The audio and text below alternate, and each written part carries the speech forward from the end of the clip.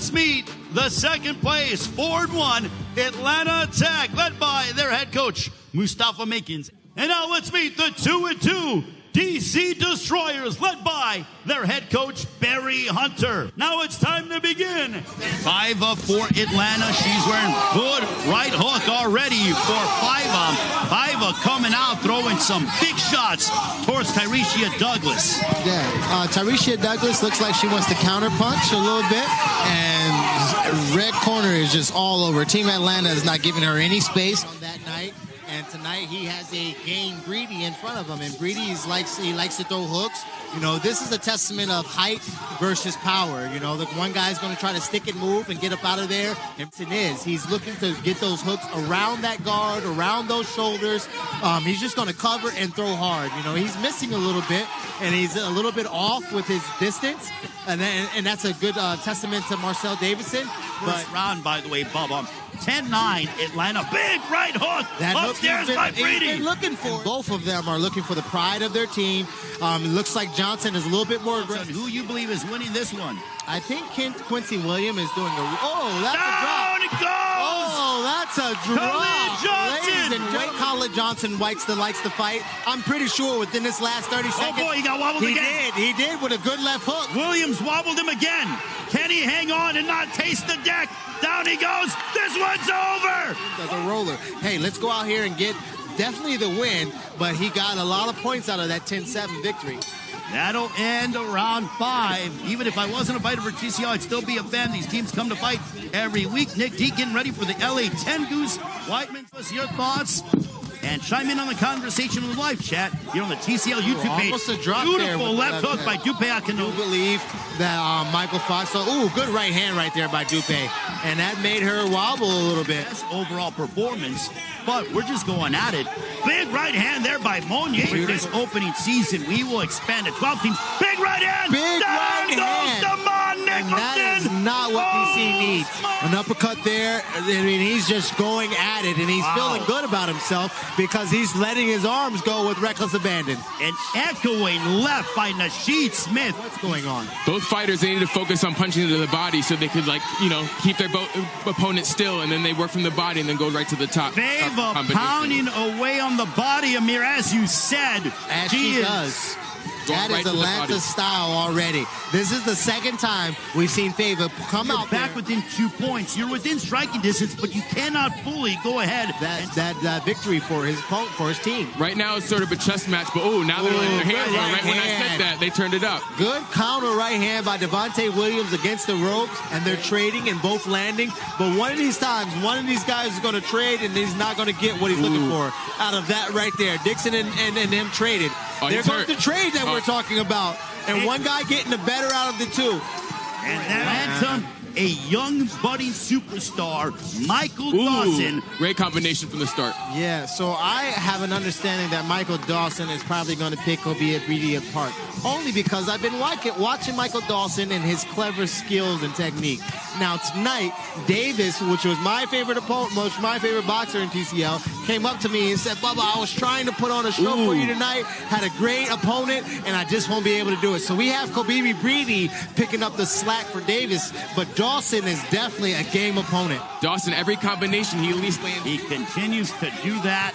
There's a left upstairs. Beautiful chopping left. Absolutely. By Young Dawson. and smart. You can tell that he's beyond his years. You know, he's got that young middle school kid face, but he is beyond his years with these punches and his intelligence. I mean, just peppering that jab. But I would be comfortable if I was Team DC with the type of pressure that Breedy brings. Breedy might lose 2.5 minutes, but in that last 30 seconds, skilled Michael Fox. Yeah, because at the end of the day, the judges, they all have their criteria on what they judge by. So, every judge has their different criteria, so you never really know how the fight's judged. A good ending for DC, even though he got hit with a mean right hook. Nasheed Smith looked really good in this last round, and he's being overwhelmed right now, but he's got to find his base. And he's got. If you're DC, great body shot. Great body shot. Good. By Nasheed Smith. Left hook to the body, right hook to the face, body, head, and he's looking to do what he's been doing, and that's win the round dominant in fashion. Like we said, in the first 2 minutes. This could be an even round, so at the 10-second mark, they just got to bring everything they have to steal it. Who's going to stand in there? Big right hook. Who's Has going to stand? Frankie Solomon hurt. Beautiful round. Here is your final score. We have Atlanta 170, DC 169. Atlanta 5-1. Ladies and gentlemen, welcome back to week 7 of Team Combat League here from Mohegan Sun Resort and Casino on this Memorial Day weekend. It is time for the second half of our doubleheader between the 1-4 LA Tengoose, led by their head coach Ricky Funes, and the 2-3 Las Vegas Hustle, led by their head coach Dewey Cooper. Very good with her IQ and very strong. So she is one of the most complete fighters in all of TCL. Even to his standings, put out the performance that he would have liked. So I'm looking at him this week to put on a better performance in his ring and in his time and for guard for Miami. It has to be the next man up, next fighter up. Especially when it's the playoff season. You know, we're in playoffs for everybody in combat sports, basketball, NBA. What are your opportunities in this new sport? Final moments of the second round. Coming up, it'll be Jerry Pettis, the brother of Jose Pettis, a big right hand there. But taking on Jerry Pettis, conventional fighter. Jerry Pettis having been in the ring against Frank Martin, a standout lightweight. Big left hook that landed for Jerry Pettis. Don't forget, we'll join you next Friday night. Are injury-riddled, and they are trying to piece things together and try to remain in this playoff hunt. Unlike Darvin Ham, when they didn't win anything in the Western Conference Final. Oh, I went there. Yeah, they got swept by the Nuggets. How about that? Oh, that hurt a little bit. 29-28 your score. Las Vegas on top of LA. Hey, LA won a round, much like, LA didn't win a round. Kind of new to the TCL, is a little bit, it looks like overwhelmed. Obviously, Silva knows what he's doing in there, being as experienced as he is, but being as experienced with the TCL, I mean, he's walking him from pillar to post. This might be LA's momentum shift that they were looking for. Of course, Dewey is implying his fighter to do his best and punch with power, but I mean, we're going from pillar to post everywhere we can, from red corner to blue, and Silva is all over possibilities of being hurt or letting your team down. You know, last week they were in a tough fight. They were looking for, you know, fighting against New York, and, you know, they needed the point, so he could be a little bit gun shy, not wanting to, you know, let it right now. And he might be one of those opponents that could just like that. Ooh, good overhand right there. Well, there's a left hook by Sam Arnold, certainly catching the attention of LA's Angel Lozano. For LA Tengoose, I mean, they remind me of the Chicago White Sox that just injury riddled. It's the fight game, my Seriously. man. It just happens to be the fight game. And with it being such a short notice and such a short round, I mean, you really got to do a good job out there. Jump on that gas. Good game there by Pacheco, though. Great. LA's got some work to do.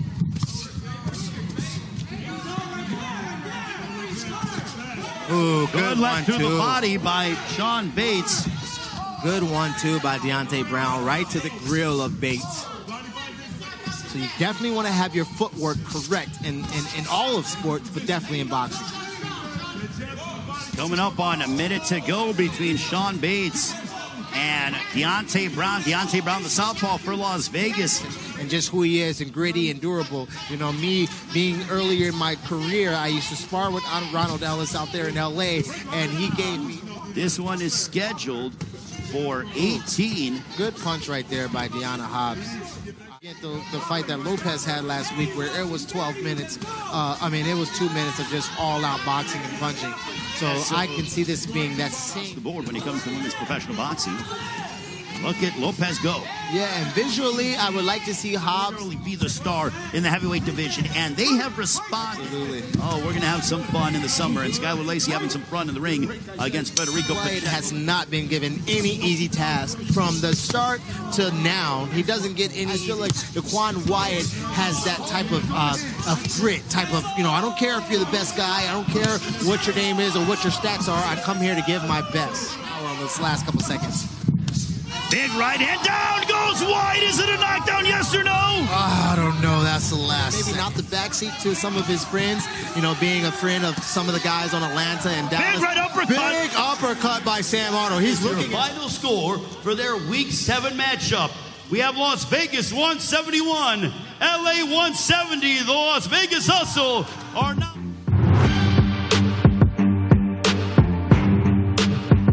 from Mohegan Sun Resort and Casino here in Uncasville, Connecticut. We are now in the midst of Week 8 of Team Combat League. It is time for a doubleheader.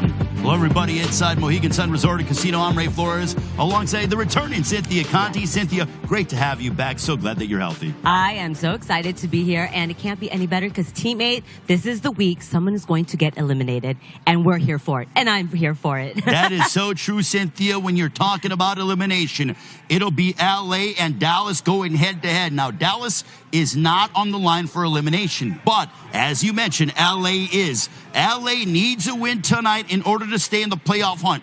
Already, when it comes to Team Combat League, both Atlanta and New York have clinched playoff spots. So of the 4 teams remaining, there are only 2 playoff spots on the line. Cynthia, for LA, Ricky Funes and company, they need a victory here tonight in order to remain in the hunt for the playoffs. They absolutely do. I mean, I always say show up and show out.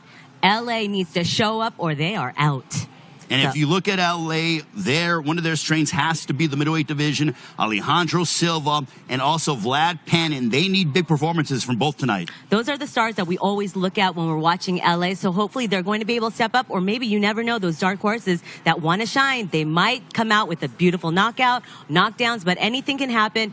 LA needs the win. That's all it is. No question about it. And speaking of those dark horses, Dallas is in the midst of a playoff run as well. They have added the heavyweight Greg Hardy, who performed a couple of weeks ago, looked mightily impressive. Dallas is looking to circle the wagons, and they need a win as well in order to remain in the hunt to try to clinch that coveted playoff spot. You know, Dallas is going to fight as if they are going to be knocked out. So it doesn't matter. A win is a win, but they want to come in full force and show up, and they want to be able to knock out Ricky Funes and Los Angeles and say, we booted them first. And then they're the team to always be looking out for the other teams to be like, oh, they're really in it to win it. One of the consummate professionals for the Dallas team happens to be Benjamin Whitaker. He's standing by with our very own Amir Tyson. I'm with Benjamin Whitaker. You have a fight tonight. How do you feel, bro? How do you feel? I feel good. Just another day in the gym. Same thing for me. So what do you think you guys need to do today than different days to clinch the playoffs? Just stay active, stay sharp, and just everybody try to win the round. That's it. No doubt, no doubt. So what's your plan prior to the fight that you came up with a game plan on facing Panin and also Silva? Do you have separate game plans for each fighter? I don't have no game plan for nothing, but I fought planning in the real fight. We fought on ESPN. We made like top 10, something like that. We did like a double uppercut or something like that. But so what's your prediction for tonight? Just box smart and stay smart like I usually do. That's all. No doubt. Benjamin Whitaker, thank you. LA and DC, coming back to you, Ray.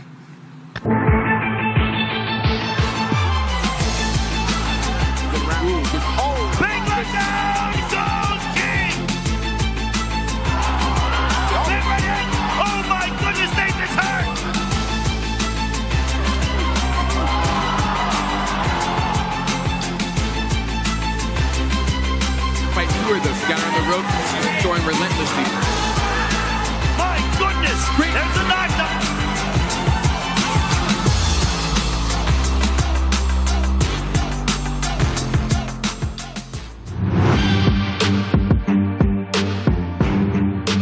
Ladies and gentlemen, welcome to Mohegan Sun Resort and Casino here in Uncasville, Connecticut.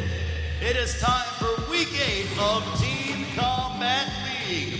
2 teams have qualified for the playoffs. 2 more are vying for 4 coveted playoff positions. Now it's time to begin Week 8 of Team Combat League. It is the first half of our doubleheader. First up, we want to meet the 1-5 LA Tengoose, led by their head coach, Ricky Funes. Your fighters for the evening. In the women's featherweight division for LA, Lisette Lopez. In the men's lightweight division, Jose Perez. At middleweight, Vlad Panin. At light heavyweight, Angel Lozano. At light heavyweight, Rowdy Montgomery. At heavyweight, Alexander Flores.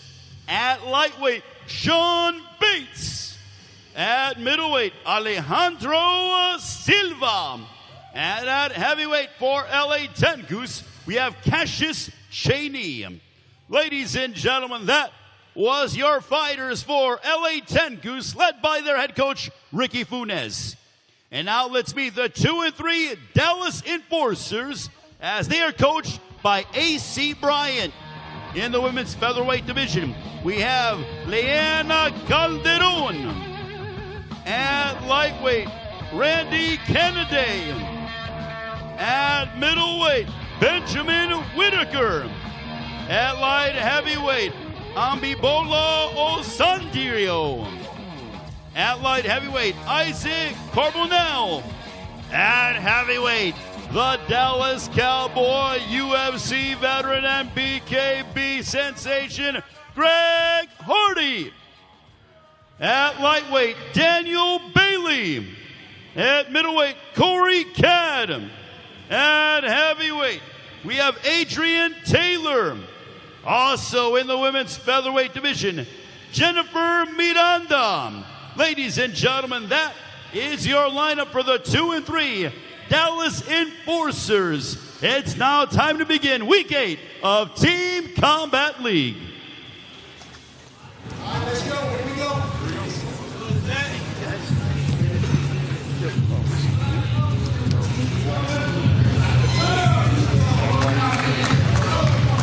Hey, Jared. How we doing? Good?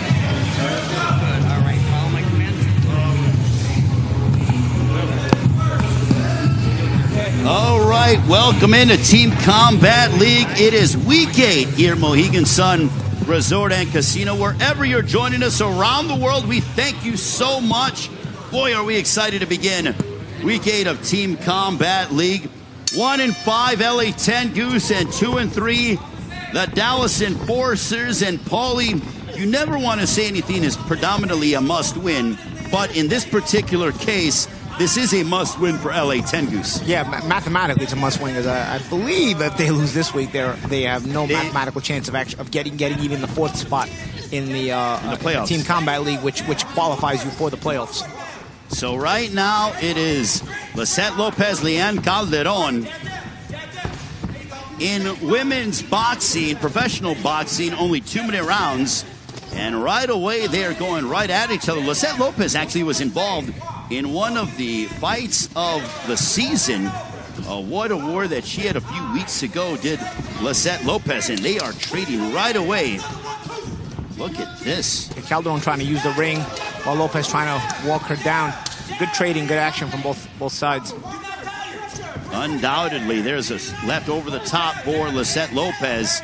Nice straight left hand. Calderon looking to go ahead and answer back. Got a good shot. See, Lopez has a little bit better set on her feet. She's starting to take control of the round as Calderon is giving a little bit too much movement. She's not getting enough on her shots in order to discourage the pressure of Lopez. Lopez could be cutting off the ring, though, and it would make her pressure even more effective, but she's having a very good round nonetheless. Well, this is important for Ricky Funes and company in the sense that they need to start off strong, and this is one of those matchups that they need to win handily. You cannot leave it and have any doubt whatsoever, Paulie. Yeah, absolutely. And you know what? Lopez seems like she's getting them off to a good start here. She's good, accurate shots.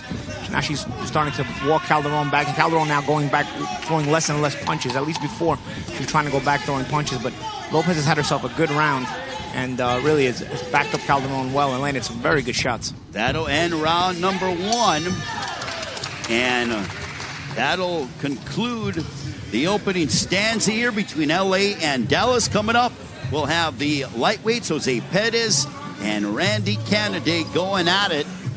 And again, they only fight 1 round, and then another fighter comes in the ring. And Kennedy's been a guy that Dallas has been able to depend on. He's won a lot of the rounds for them.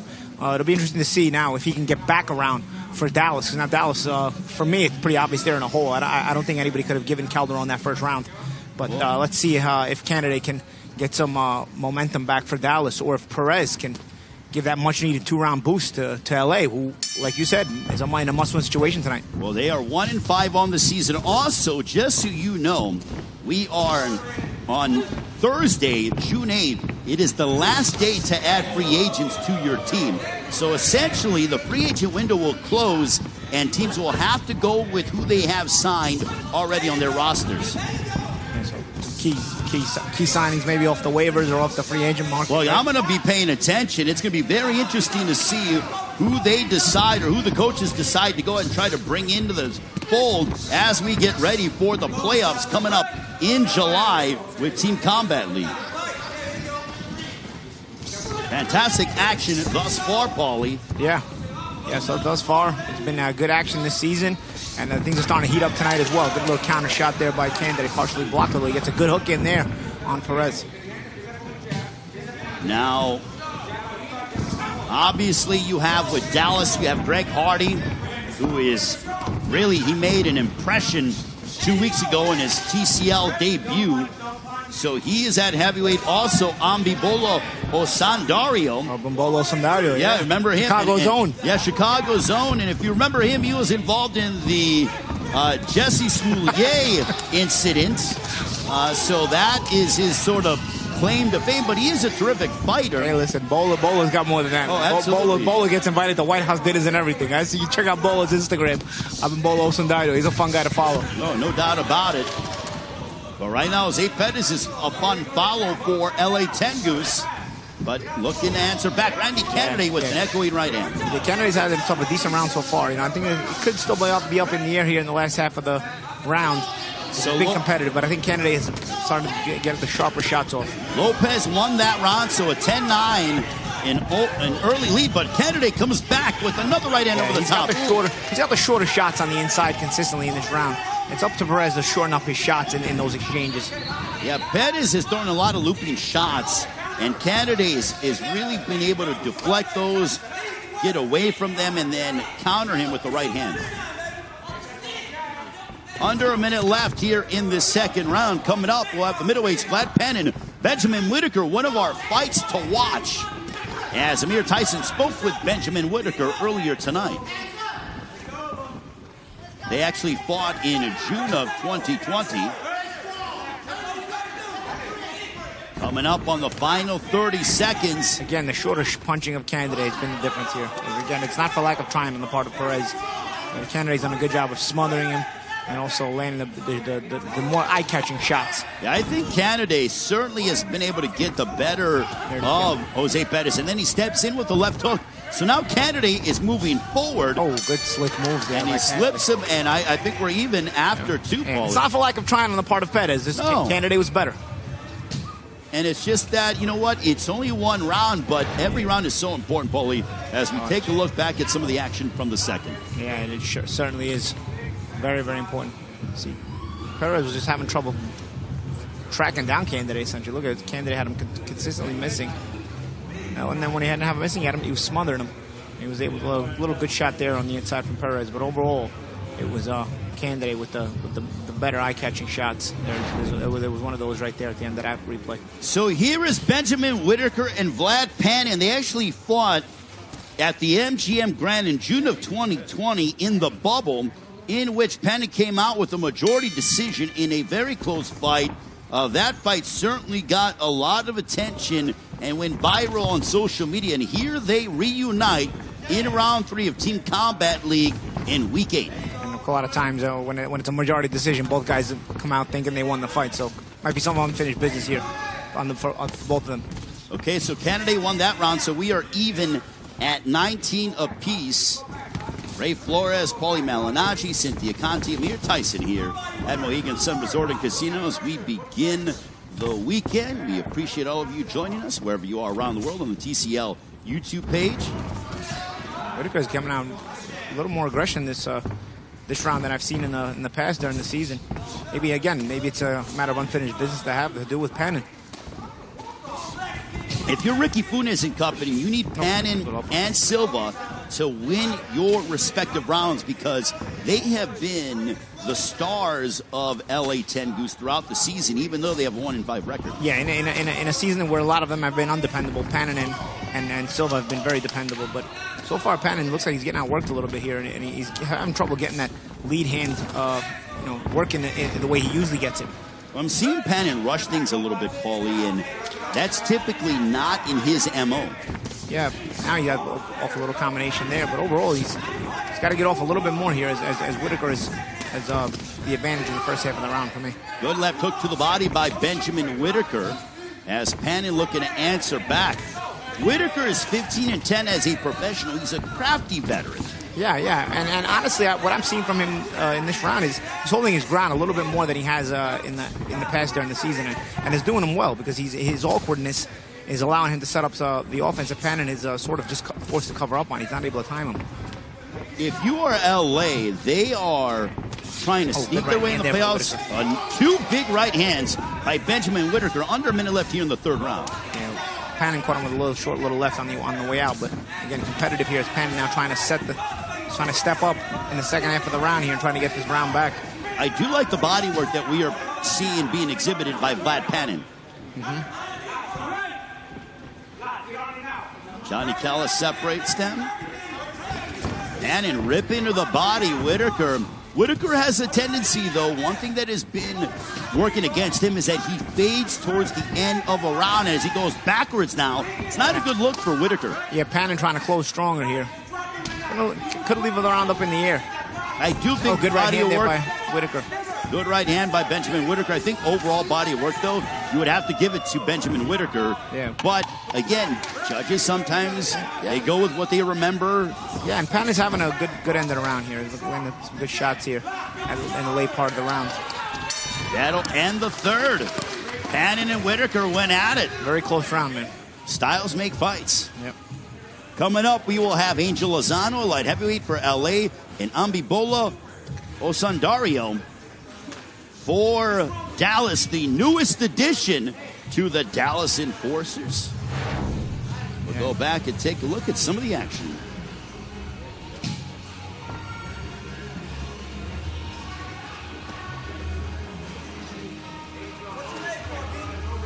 Yeah, Osundario is quite a character, man. Lozano's had a pretty effective season himself this season, but it's an interesting matchup we got here.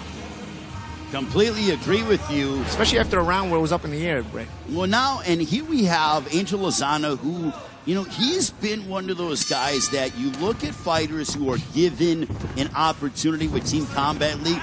He has been one of those fighters who has stood out for LA as he's come out and really been just consistent for Ricky Funes. Yeah, he's one of the workhorses. Not the most talented guy, but it's a guy who gives you the effort every single week and will not allow himself to be outworked by any opponent. When Ambibola Osundario going at it, he's a southpaw. And that round went to Pannon, so Pannon gets the round. And I would say that in the second half of that round, he really turned it up against Benjamin Whitaker. Yeah, he was able to get it back in the second half of that round, but not a close round nonetheless. So you see the score is LA 29, Dallas 28.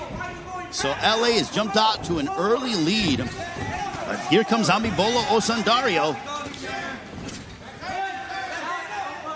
Both are tied up. Johnny Callis will step between them. Outstanding action so far. Angel Lozano sparred with the likes of Dimitri Bivol, David Benavides. Only had 6 amateur fights and then jumped into the pros.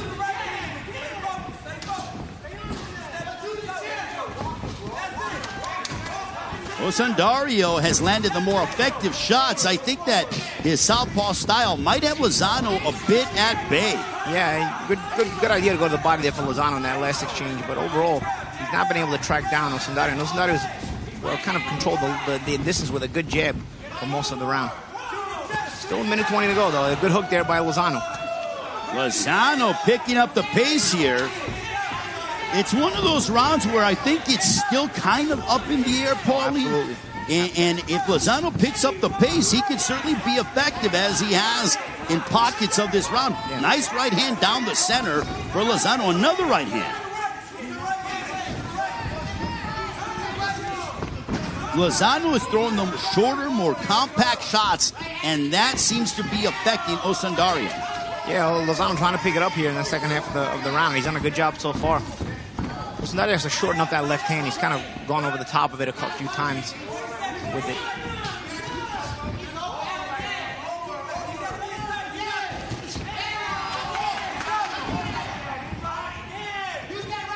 So final 30 seconds of this fourth round. Angel Lozano, Ambibola Osundario. I think Lozano has picked up the pace in the second half of the round, Paulie. Yeah. And a little clash of heads there with a lefty-righty. Lozano did not get overwhelmed, and he buckles the knees of Osundario. Another right hand, and Lozano's confidence is starting to soar. That'll end the round.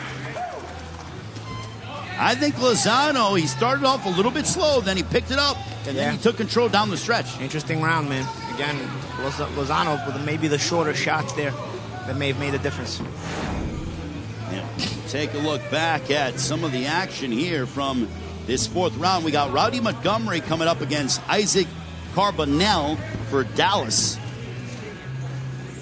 Now I want to go ahead and turn it over to our reporter, Cynthia Conti. Cynthia, what are they saying on social media? Well, they are saying that they love the scoreboard, that, you know, Hannon, they were a little, you know, they didn't know who won that round. But I do see that some people are even giving money to TCL. They're supporting us. Oh, wow, I love it. Yeah, thank you, David Bratzlovsky and Aisha Butler. We love you. And Mike Moss said hello to the team, and glad that the team is back together. But I want to hear what you guys have to say on the stream right now. Who is winning? Who needs to win? And who are you guys all backing? Thank you very much, Cynthia Conti. And now we have Rowdy Montgomery, Isaac Carbonell. Incidentally, Rowdy Montgomery, he gets clocked by Carbonell. But Rowdy Montgomery is a guy who trains under the guidance of Henry Ramirez. Ramirez now has sort of loaned Montgomery to Team Combat League and Ricky Funes in L.A. Oh, whoa, big shot down goes. It looked like Montgomery went down. They're going to call it a knockdown. Yeah, gloves touched.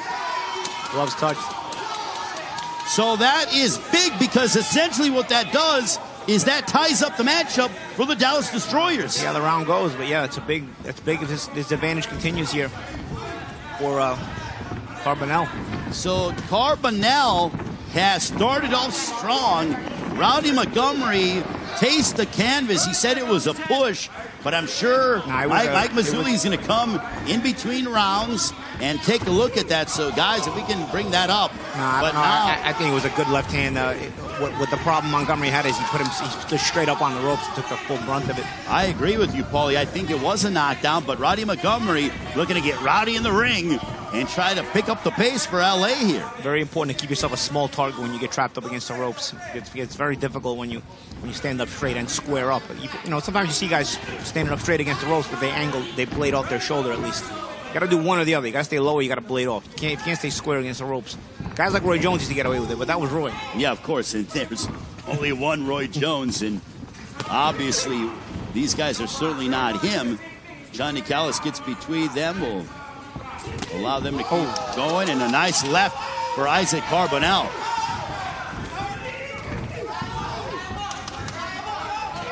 Carbonell looking to hammer away upon Rowdy Montgomery. Yeah, his team needed him, and he's answered the call. Well, without question, Isaac Carbonell has knotted up this matchup, and right now you're seeing a 2-point advantage for LA Tengoose, but that has since evaporated with that knockdown in the first minute of this fifth round.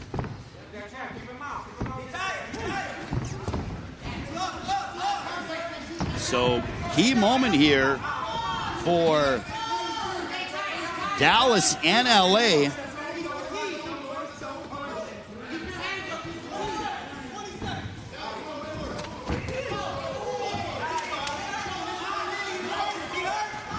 Final stages of this fifth round between Rowdy Montgomery and Isaac Carbonell. Carbonell whacks Montgomery with the left, and that'll end the fifth frame. Key knockdown, though. Key knockdown for... We're going to go back and take a look at some of the action here as Mike Mazzulli, the esteemed head of the commission here, Mohegan Sun. Go back. Yeah, left hand right to the head. Let's take a look at it one more time. It's going to be a straight left hand against the ropes here. We're going to need to see it again here. Another straight left. There's the left. Yep. It is a knockdown, so that means we are deadlocked. we are even between LA and Dallas. So a 2-point swing. And now you have Greg Hardy, the Dallas Cowboy, the UFC veteran. He made a massive impression 2 weeks ago when he performed for Dallas. I'll tell you what, Greg Hardy is known for scoring knockdowns, and Dallas has got themselves back into the fight with a knockdown. So it'll be interesting to see if he gets another one. Well, now you have Alexander Flores, who was out of the lineup last week with flu-like symptoms. Thankfully, he's okay. But this is in the heavyweight division. Greg Hardy, intensity personified, as he will match up against Alexander Flores. So now Dallas is surging. You got the knockdown from Isaac Carbonell. Now you have your highly, touted free agent signing from a couple weeks ago. He's literally like ready to go, and he goes to the center of the ring. Does Greg Hardy. Greg Hardy is a guy who is known to perform at the highest level. Look, you don't sign and start for the Dallas Cowboys and are just an average player. I mean, that means you are sensational. Yeah, and again, he got himself already a good reputation here in TCL with some big punching power. And you can see how his opponent Flores is sort of respecting him as he's circling the ring. I would just say that Greg Hardy is a monster. I mean, just look at how massive his back is. His biceps are the size of my head. I mean, it's just remarkable. So we are tied up at 47 apiece with LA and Dallas. And Hardy, he gets blocked with a counter shot from Alexander Flores. Flores has been in the game for a while, and he needs to realize that, look, you have an aggressive guy. Gotta just, have some patience and find your openings. Yeah, and one thing about Hardy, if he cuts off the ring, he's going to start trapping these guys a little bit more easily. Flores has been apprehensive. He's sure trying to pick his spots without getting too reckless and give the power of Hardy a chance as that uppercut there lands. But I tell you, if Hardy starts cutting off the ring on these guys, he's going to force them into making even more mistakes. There's a right uppercut moments ago by Greg Hardy. Flores looking to answer back with the right, but now Hardy swarming Alexander Flores. See, if Flores is not able to circle the ring like this, he would run into more trouble, and that comes down to Hardy cutting off the ring. But overall, Ray, Hardy's power has certainly gained the respect of Flores. Well, it's a good combination moments ago for Alexander Flores, Paulie, and it just all depends on, do you want volume or are you looking for the big punches of one Greg Hardy? I don't know, man. I don't think Flores is doing enough, man. Well, Hardy is no doubt not the easiest foe to deal with. Flores has got to pump that jab. And that's what I was just going to say. It took the word right out of my mouth, Ray. The jab right there could work in at least keeping Hardy busy, putting Hardy off balance, or making him react to it. But Flores' jab is not consistent enough. Well, the thing is, for Greg Hardy, he's known for, when you're in the NFL, it's about explosion because it's 7-8 seconds, and that's what Hardy's doing. He explodes on you. That's a good right hand from Flores. A little short uppercut on the inside by Hardy. Hardy likes that uppercut, man. He throws it real sneakily, I'll tell you. It's an underutilized punch in boxing, in my estimation. Oh, there is another right uppercut by Hardy. A little bit of a mouse underneath the eye of Alexander Flores of LA. It's a punch you also don't see coming. It's a very weird punch. If you got a guy who knows how to disguise the uppercut well, it's very, very tricky. What I like about Greg Hardy is a nice right hand, and Greg Hardy won that round in resounding fashion from my standpoint. Yeah. And again, he's been a presence for Dallas, and he's been a consistent presence for Dallas, and a much-needed presence for Dallas. And we'll take a look back at some of the action from Greg Hardy as he handled business against Alexander Flores. Yeah, sneaky uppercut, man. You got to keep on the watch for that uppercut from Hardy, man. It comes out of nowhere. There it is on the replay here as well. Real sneaky, and I think it can create a lot of problems for a lot of guys because people are apprehensive about his power, apprehensive about his physical size, and all of a sudden he has this little quick, short uppercut that you don't really expect, but he finds a home for it. And Dallas has some momentum now. We got Hardy won the round. Right before him, Carbonell won the round with the knockdown. So Dallas has the momentum. And again, LA in a must-win situation, they got to get some rounds back. Well, now you have Sean Bates going up against Daniel Bailey. And I love this matchup for a variety of different reasons because Sean Bates has been a young fighter who is coming out. He's aggressive. And even though he might not win every time out, you know he's going to give you a quality effort. And Daniel Bailey, to me, has been one of the standouts for the Dallas Enforcers. Yeah, these are two high-energy guys, and this should be a fun round to watch. It is the fastest 180 seconds in boxing when it comes to Team Combat League, like Formula One racing. Gotta love the speed that these guys go at. And look at Bailey pick up the pace, dig into the body, then comes upstairs, followed by a right hand. And he's got Bates resetting now. Those body shots. This is one of the reasons why I love the lightweights, because they are so fast. Oh, good right hand there by Bates on the inside. Has Bailey holding on. So Hardy won that round 57-56. Dallas has stormed ahead. It is 3 straight points that have gone in the favor of the Dallas Destroyers. Yeah, so a little pressure on Bates now to get some points back against Bailey. But Bailey has seized the momentum in the early part of the 7th round in the lightweight division. Sean Bates looking to rip the body. Both guys giving as much as they're taking. Both guys doing well. Sometimes fighting in a phone booth. Yeah, and sometimes it just comes down to that. You know, you only got 180 seconds, like you said, Ray. Sometimes it just comes down to, wanting it more. Yeah, who's able to dig deep and fight at this frenetic pace, because it is, unless you're down on the cards, you don't fight. This is not normal to fight at this frenetic pace. That's why it makes it so exciting. Yep. Look at Bates come back. Yeah, Bailey looked like he was trying to take control, but now Bates has come back a little bit himself. So, again, some good back and forth this round. We're coming up on a minute to go. One item that we know about Sean Bates is you can never count him out of a round whatsoever. Nice left hook that caught the right eyebrow of Daniel Bailey. Oh, right hand! Down goes Bailey! Oh my goodness, and that's a momentum swing for LA! Both guys throwing the right hand at the same time. Bates' right hand was a little shorter. It's going to be interesting to see on the replay. I believe they were both shooting the right hand at the same time, and Bates got there first because he threw it just a little short. That was huge! Fundamentals really matter. It's a game of inches, end of the day. And now Sean Bates goes right after Daniel Bailey. Daniel Bailey trying to pull a Gloria Gaynor. I will survive. That dates me a little bit, but look at him go. And now Bates has got Bailey on his skates. Yeah, Bailey's still a little bit on unsteady legs. Nice slip and sliding there. Sean Bates, a couple right hands, and that was significant for LA.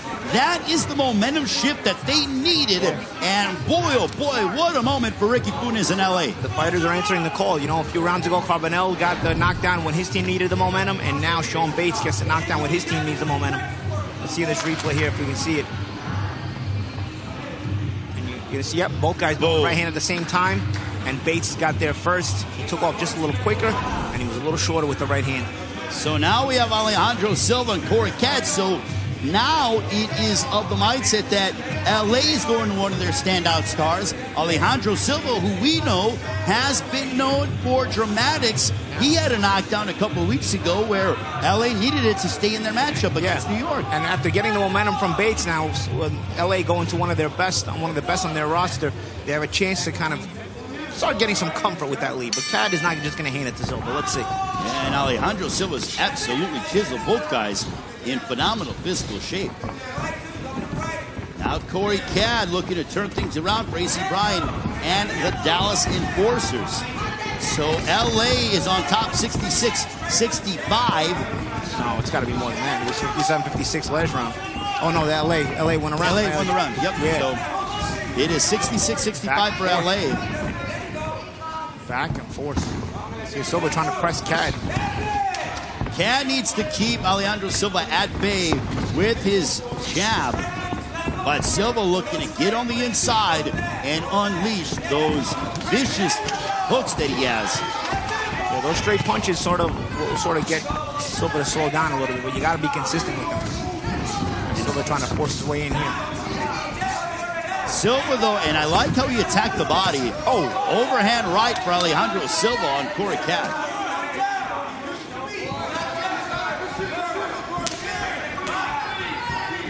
Cad needs to sort of stick with his jab and not abandon it.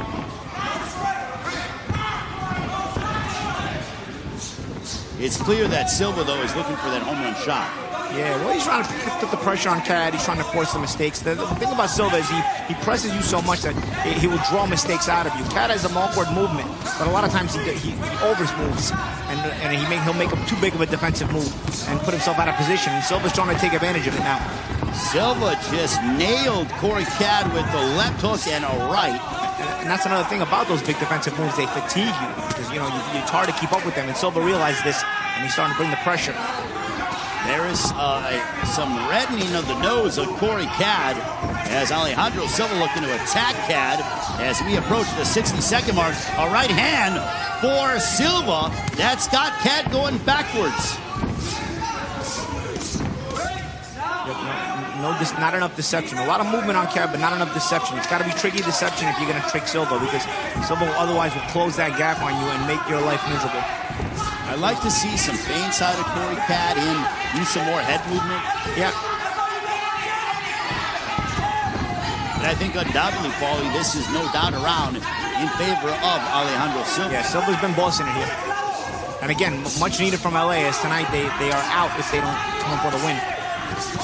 What I like about Alejandro Silva, though, is that he's of the mindset it's not enough for him just to win the round. You can tell he's trying to get that knockdown. Well, some teams have their team leaders. You can see Alejandro Silva has become the sort of the team leader for LA. He's been the most consistent round winner for them, and a guy that they've really relied upon. He's like Pac-Man. He likes to gobble up rounds. Yep. Does Alejandro Silva. And that'll There's a cut on his head. The eighth. There's a cut on the side of Silva's head there. You see that on the left side of boy. his head? So that is interesting. I think they might add a clash of heads because I think that there is a cut outside of the left eye of Corey Cad. Maybe that's the blood of Cad on the side of the head of Silva. Potentially. Now we have the heavyweights, Cassius Chaney, Adrian Taylor. Right hand there by Alejandro Silva. Again, LA 1-5, Dallas 2-3. Already, New York and Atlanta clinched playoff spots, but these four teams are vying for 2 playoff positions. And also, New York and LA, it's about position in the playoffs, right? Absolutely. The highest seed. Neither team in action this week, but Adrian Taylor, former stablemate of Errol Spence Jr., Jermell Charlo. Now they've added Ryan Garcia to that gym with Derek James. Boy, what a quality group that is down there in Dallas. Now we have Cassius Chaney for LA, Adrian Taylor with Dallas. And now it's up to Taylor to get back some momentum for Dallas as LA has enjoyed a couple of good rounds in a row. And they are up a couple points now. Yeah, LA won that round for Alejandro Silva. They're on top by 2 rounds, 76-74. You know what? Credit to LA with Sean Bates and Ricky Funes and Alejandro Silva. They were reeling, and they have found a way to circle the wagons, get back on track, and they have built up another 2-point lead. But you know what? You can't get comfortable. Still 10 rounds to go here in this matchup. They fight 18 rounds. So you're going to have to bank some rounds more. We are a long way away from being done, Paulie. But right now, Cassius Chaney looking to be the general here. We will have an intermission. Cynthia Conti going to interview one of the fighters in between our first half and second half. Don't forget the first half of a doubleheader. So good combination there by Chaney. Cassius Chaney unloading a combo. Coming up next, we'll have Las Vegas and we'll have DC. You have Dewey Cooper matching wits against Barry Hunter. Just over the midway point of the 9th round. Taylor needs to land something impactful to try to get things turned in his favor. Yeah. I mean, it's been relatively competitive here, but it seems like Chaney's been just a bit more of a boss of the ring, and it's going to be up to Taylor to try to turn it around here in the last minute of the round, because I think the round is still up for grabs for him. But as the round progresses, it's Chaney who's bossing the ring more, putting him against the ropes, landing a nice right hand. on Taylor there as Taylor was against the ropes. Cheney is using his physical attributes to try to literally just frustrate Adrian Taylor, and Taylor isn't being busy enough to get Cheney something to think about what's coming back at him. Yeah, exactly. He's sort of very passive in this round, and a round where Dallas really could use the round because they're starting to build up a deficit. He's sort of had a kind of a passive round. Cheney isn't doing anything that is eye-catching, but it's workmanlike is what his demeanor is. It's consistent more than anything else. He's sort of been the one consistently controlling the ring here in this round. Well, for young fighters, if you look at that, there are times where simple fundamentals, the jab followed by the right hand, can win you a round.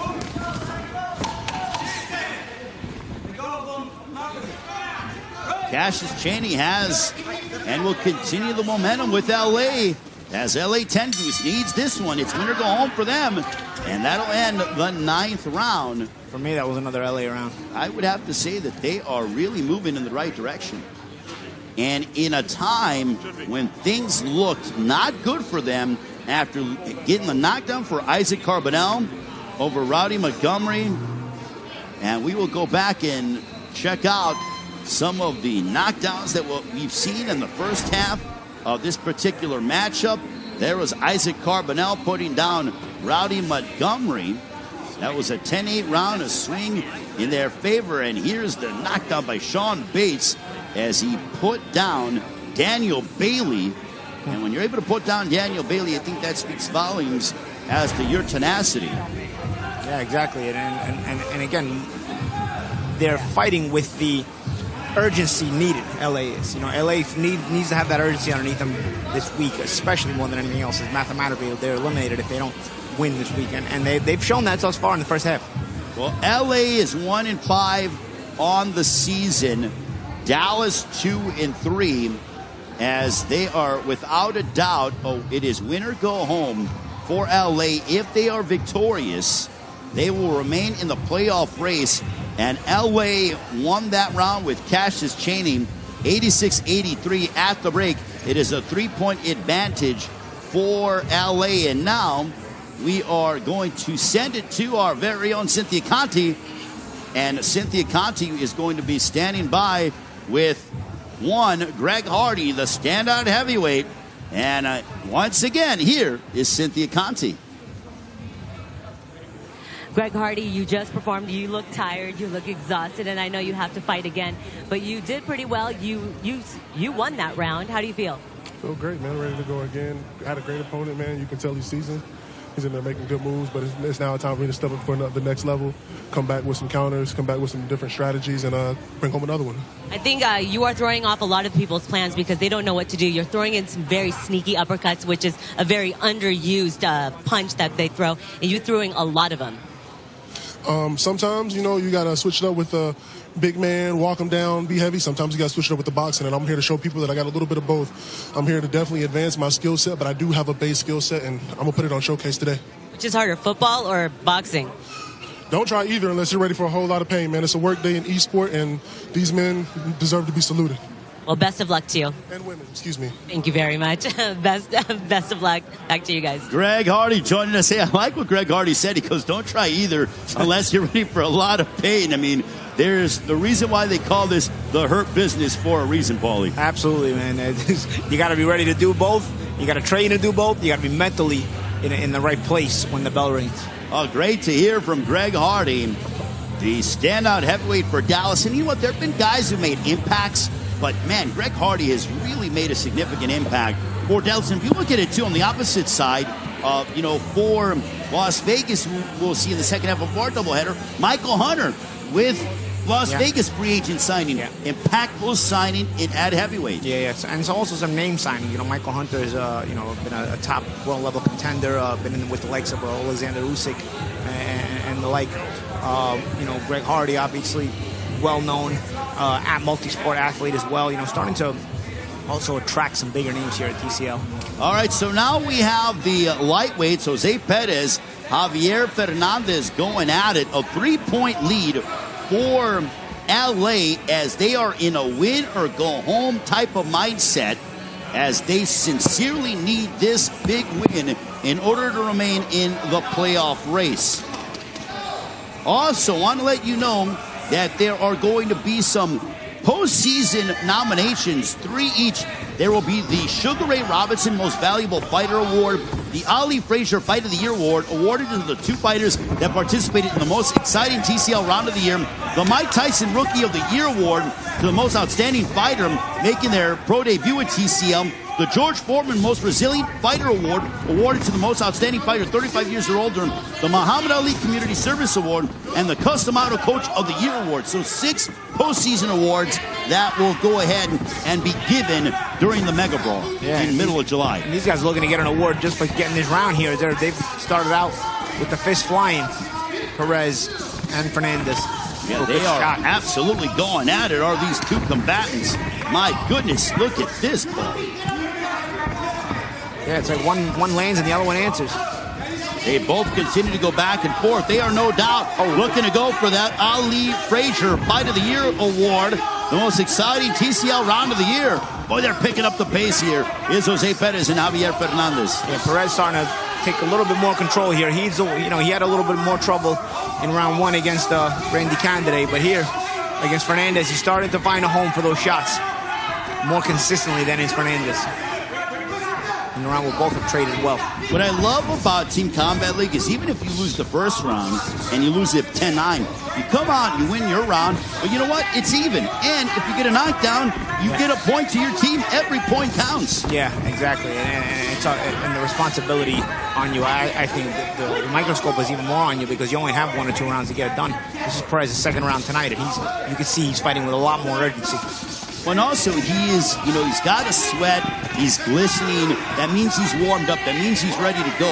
For Javier Fernandez, we did not see him in the first half, so essentially he's coming into this round cold. Yeah. Fernandez has fought a good round himself. I just think Perez has landed the better shots, but Fernandez has also been bringing it himself and throwing his share of good shots. We are under a minute to go in this 10th round as we begin the second half of the Combat League. Perez again, accurate. A nice combination being delivered by Jose Perez, much to the delight of Ricky Funes and L.A. Tengoose. This would be huge if Fernandez really gets this round for L.A. It would give his team a good cushion. I mean, if Perez gets this round for L.A. And if you're L.A., if you're Dallas, you're like, look, we've been down before. We got a 10-8 round. We've been able to circle the wagons before. They have dealt with an uphill climb in this matchup against L.A. before. And Fernandez trying to fight his way back in with 20 seconds left. But back comes Jose Perez. Jose Perez unloading upon Javier Fernandez. Left shot by Fernandez. But back comes Fernandez. What action of this 10th round. What a way to begin the second half of this head-to-head showdown. Now we'll have Lizette Lopez and Jennifer Miranda go back and revisit some of the action from this round. Yeah, that was some good back and forth trading. Thought Perez edged it slightly, man, but Fernandez came back late with some good shots on it of his own. Close round, but I think for me, Perez edged it. A change of a corner here for Lizette Lopez, as she had a great first round, but now she's up against Jennifer Miranda this time around. Yeah, Jennifer Miranda has been terrific for Dallas. Incidentally, she actually bypassed an opportunity to fight for a European title prior to the season debut of Team Combat League. She said, this is a wonderful concept. I love it. It makes me happy, and I wanted to be a part of the first season of Team Combat League. And Jennifer Miranda has certainly found a home with the Dallas Enforcers and TCL. Good jab by Jennifer Miranda. Southpaw Lopez had a very effective first round. Should be an interesting matchup here with Miranda and Lopez. I think Miranda wants to keep her distance and utilize her range and her height advantage to her benefit. A right hand by Jennifer Miranda.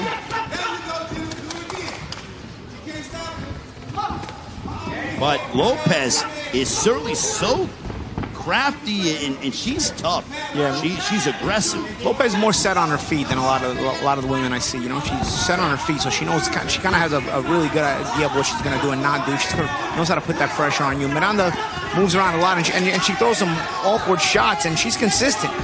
She may even be winning this round. It's a close round, but she's forced to work twice as hard as somebody like Lopez, who can just sort of consistently bring it.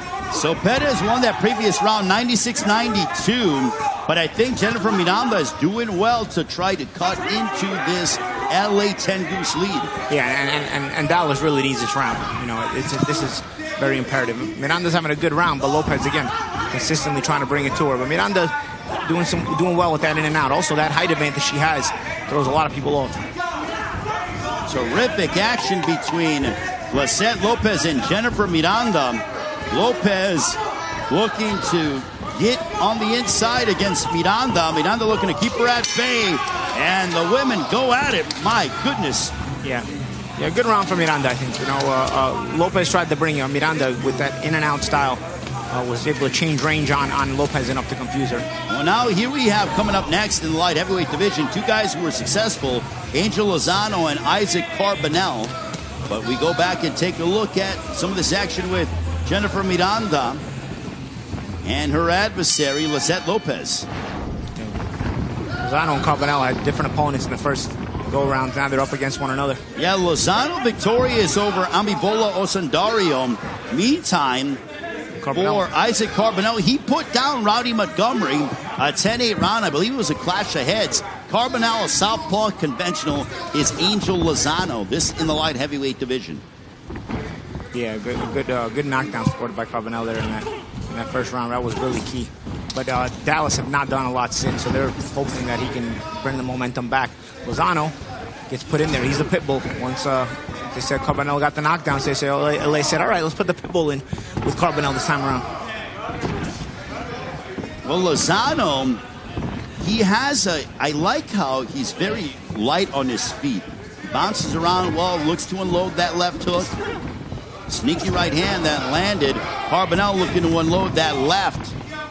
And we have a 3-point lead. Dallas won that round. Miranda took home that round. It's 105-102, 3-point lead for LA. Good left hand there by Carbonell. You see Lozano trying to put that pressure, trying to force the mistakes for Carbonell. Moving effectively, shooting that straight left hand off there. Good right hand by Angel Lozano. Yeah, that's the thing about Lozano. If you stand still long enough for him to start throwing punches, he will outwork you. You got to keep it moving. You got to work off that movement. He has trouble when you work off the movement. But you got to be working off the movement. That's the key. Good 1-1-2 there by Carbonell. Yeah, there was a straight left that found its mark for Isaac Carbonell just over the midway point of the 12th round. It is Week 8 of Team Combat League. LA 1-5 on the season. 2-3 is Dallas already. Atlanta and New York have clinched playoff spots. 2 more playoff spots on the line over the next few weeks. Carbonell with a sharp southpaw jab. He should really be using it more. A lot of times he lets his own feet put him out of position. He does some over moving there. And here Lozano now. Carbonell not moving enough here, which will happen when you move too much. You end up getting tired. And Lozano starting to let those hands go. Good defense there by Carbonell to keep his hands up. But again, it's the work Lozano is getting done there. Well, if you remember when Lozano took on Osundario, he turned up the pace and turned up the heat in the second half of the round. And he's trying to do the same here against Isaac Carbonell.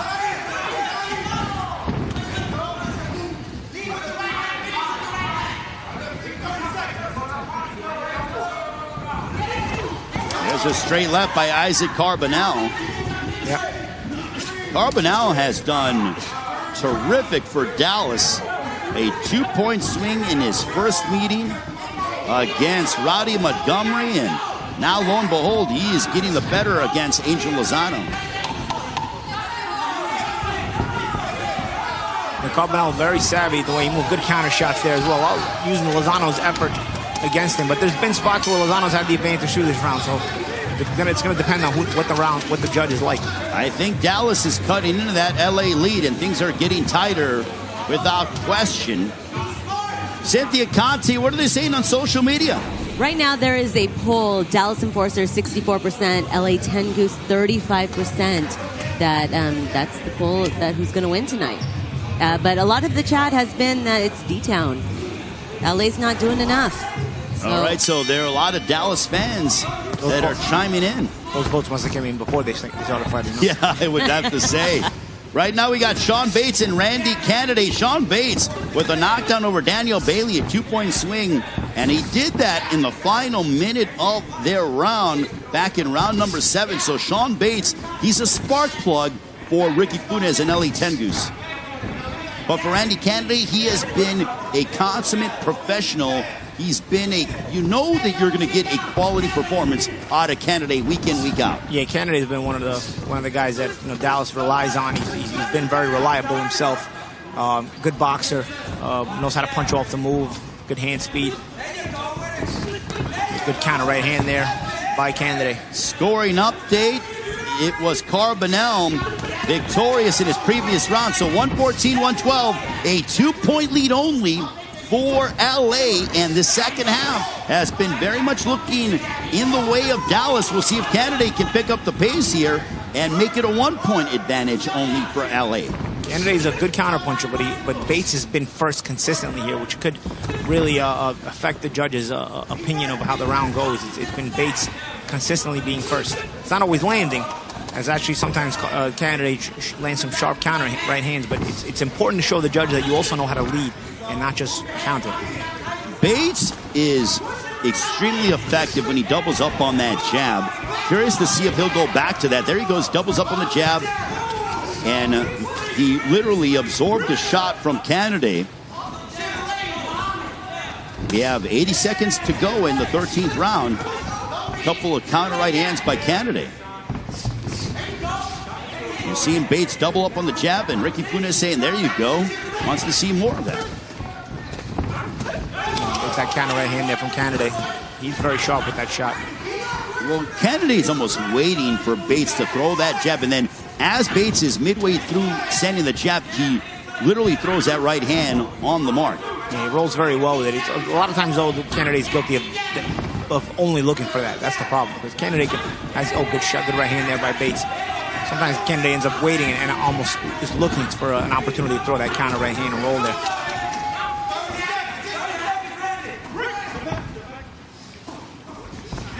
I think that Bates' work rate is probably favoring, the judges will likely favor him based on his work rate. 30 seconds left, though. Let's see how they close out. Good shots there on the inside by Bates. Right, uppercut by Sean Bates, taking a page out of Greg Hardy's book.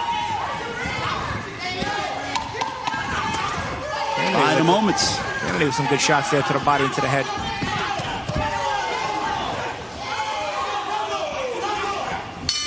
And that'll end the 13th round. I think Bates edged it. Good close round, man. Candidate gave himself a reason to try to claim it at the end of the round, but I don't know. It's a close round. Now we have Alejandro Silva, Benjamin Whitaker. Boy, Benjamin Whitaker, he's had his hands full tonight. Going up against Vlad Panin and now Alejandro Silva. Yeah. But when Amir Tyson spoke with him earlier, literally, Whitaker said, look, I'm a professional. I'm always ready to go. My mindset is to come out and perform at the highest level possible, and he needs to do that against Alejandro Silva. Alejandro Silva was fantastic against Corey Catt back in round number 8. Yeah, I think Catt had enough of Alejandro Silva. They couldn't put him possibly come back in with another 3 minutes with Silva, so they figured, you know what, let's get Whitaker against him. And also we saw a little bit of blood on the hairline of Alejandro Silva. Thankfully, though, he's okay and ready to go. There's an overhand right by Alejandro Silva. Whitaker attacking Alejandro Silva, trying to put him on his back foot. Yeah, trying to back him up. And Silva may not be the same fighter backing up, but you do that at your own peril. Without question. Overhand right there by Silva. Good exchange there by both guys. So now our score, we have a 1-point lead for LA, 123-122. Candidate won that round, so Candidate edged it. Down goes Whitaker, though, but no, so says a referee in charge, Ricky Gonzalez. Yeah, he just got pushed behind the neck, though. Yeah, Candidate, I think, pulled it out at the end of that last round. Landed some good shots to close the round. That's why I'm not a judge, Paulie. Yeah. No, I mean, it could have went either way, to be honest. But a lot of times, like we say, the judges, the last thing they see, they may favor, and Candidate closed that round stronger. But now if you're Alejandro Silva, again, he's one of the stars of LA. You need this if you're LA Tengoose, and we'll see what he does and brings to the table against the veteran out of San Antonio in Benjamin Whitaker, even though he's performing for Dallas. Yeah, Whitaker's giving it a good effort. He's trying to hold his ground, trying to go punch for punch with Silva. think Silva's had just a little bit of the shorter shots, but both guys have been given good shots. Definitely, though, if you're LA, you can't afford your best guy not to win this round right now, though. The pressure is on LA, but even more so on Silva because he's been the most dependable. Well, right now, LA is essentially facing elimination. They need this round, they need this win if they want to continue and keep their playoff hopes alive. And if you're Dallas, every win is so important. Whitaker tastes the deck again, but again, no, it was a push down from Alejandro Silva. Yeah, Silva likes to use those bully taxes on the inside. Oh, good, a little uppercut there by Silva. Shorter shots being thrown by Silva here. Whitaker's got to shorten those up in those exchanges.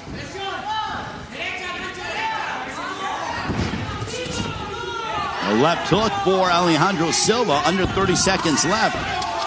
Yeah, Whitaker answering back with the right. As you said, Whitaker's on a sort of fades as the round comes to a close, and Silva doesn't do those kind of things, so it's starting to cause a little bit more separation between these two guys as the round is coming to the end.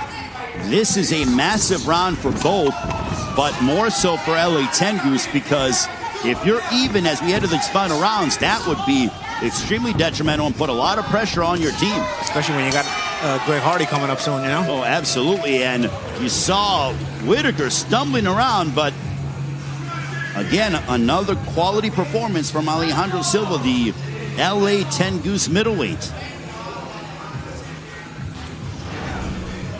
Go back and take a look at some of the action. Coming up, we got Roddy Montgomery and Ambibola Osundario. Both guys lost. Osundario came up short against Lozano. None other than Angel Lozano. For Roddy Montgomery, he tasted the deck against Isaac Carbonell. And if you're Roddy Montgomery, you got to be thinking, all right, I'm going to put that in the past. And for both guys, they got to put it in the past. And they're both southpaws. Yeah. Osundario, Roddy Montgomery going right after Osundario. These guys are moving. We hear that foot stomping. Their feet are stomping and moving in the ring. Yeah, tactical approach here in the early going.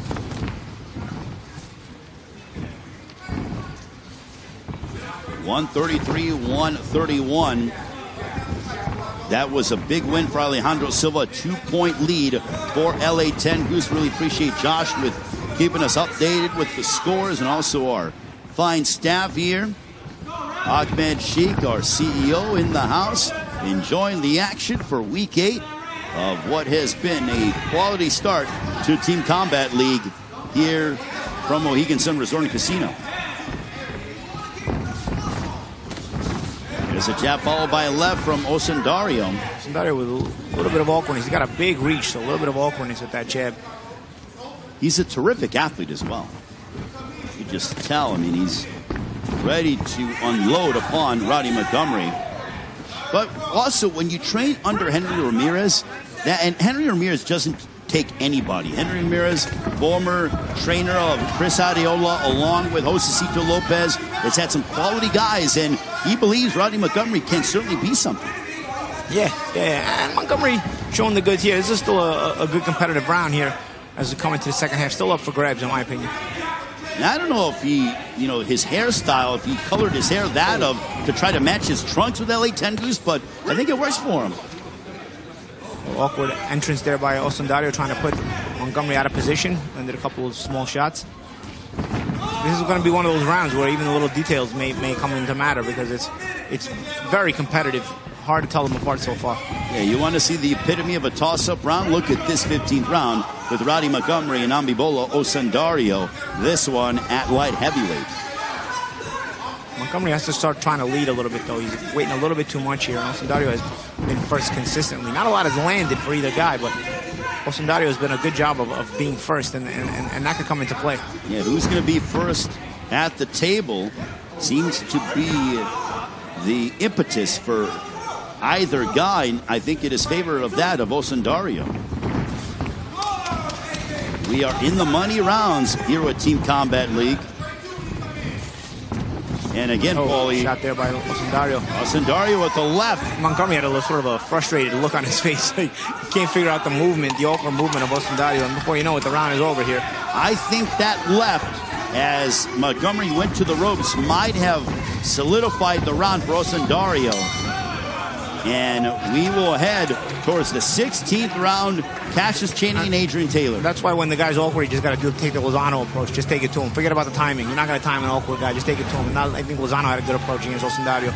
Montgomery tried to do some boxing against Osundario, and which requires timing, and it makes it more difficult against a guy like Osundario. You see all the awkward entrance, both ways he closes the gap, does Osundario.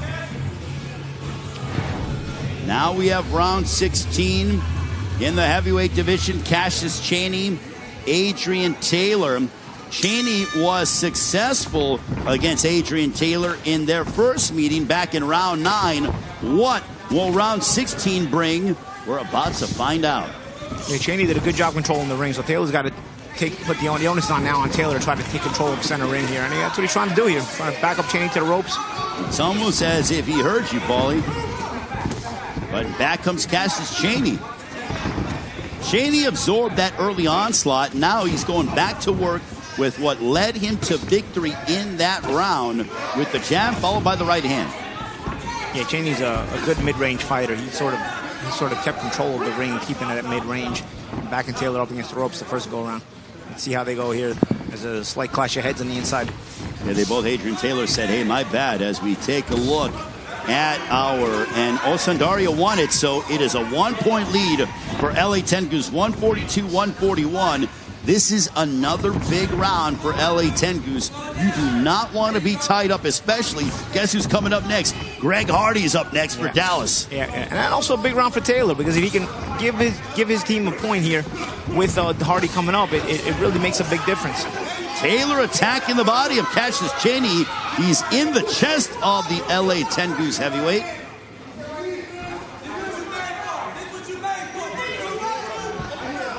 If you're Chaney, he needs to go back to that jab followed by the right. Nice sneaky right to the body by Adrian Taylor. Taylor done a little bit better job of trying to take back center ring in this go-around. And Chaney hasn't been as active as well.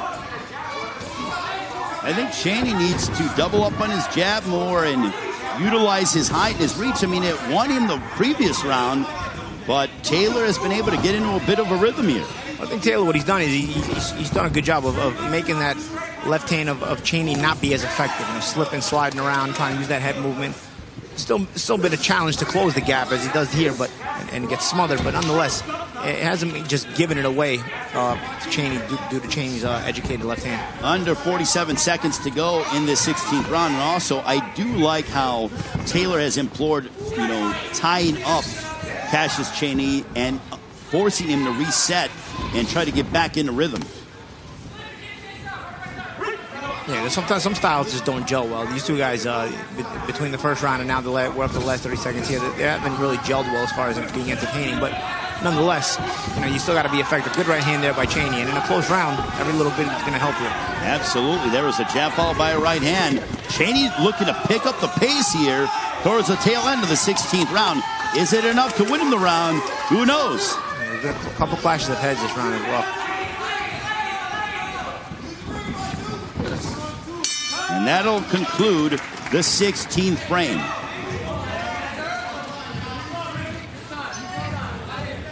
I think things are getting closer, Paulie, as we head towards round 17. 2 more rounds to go.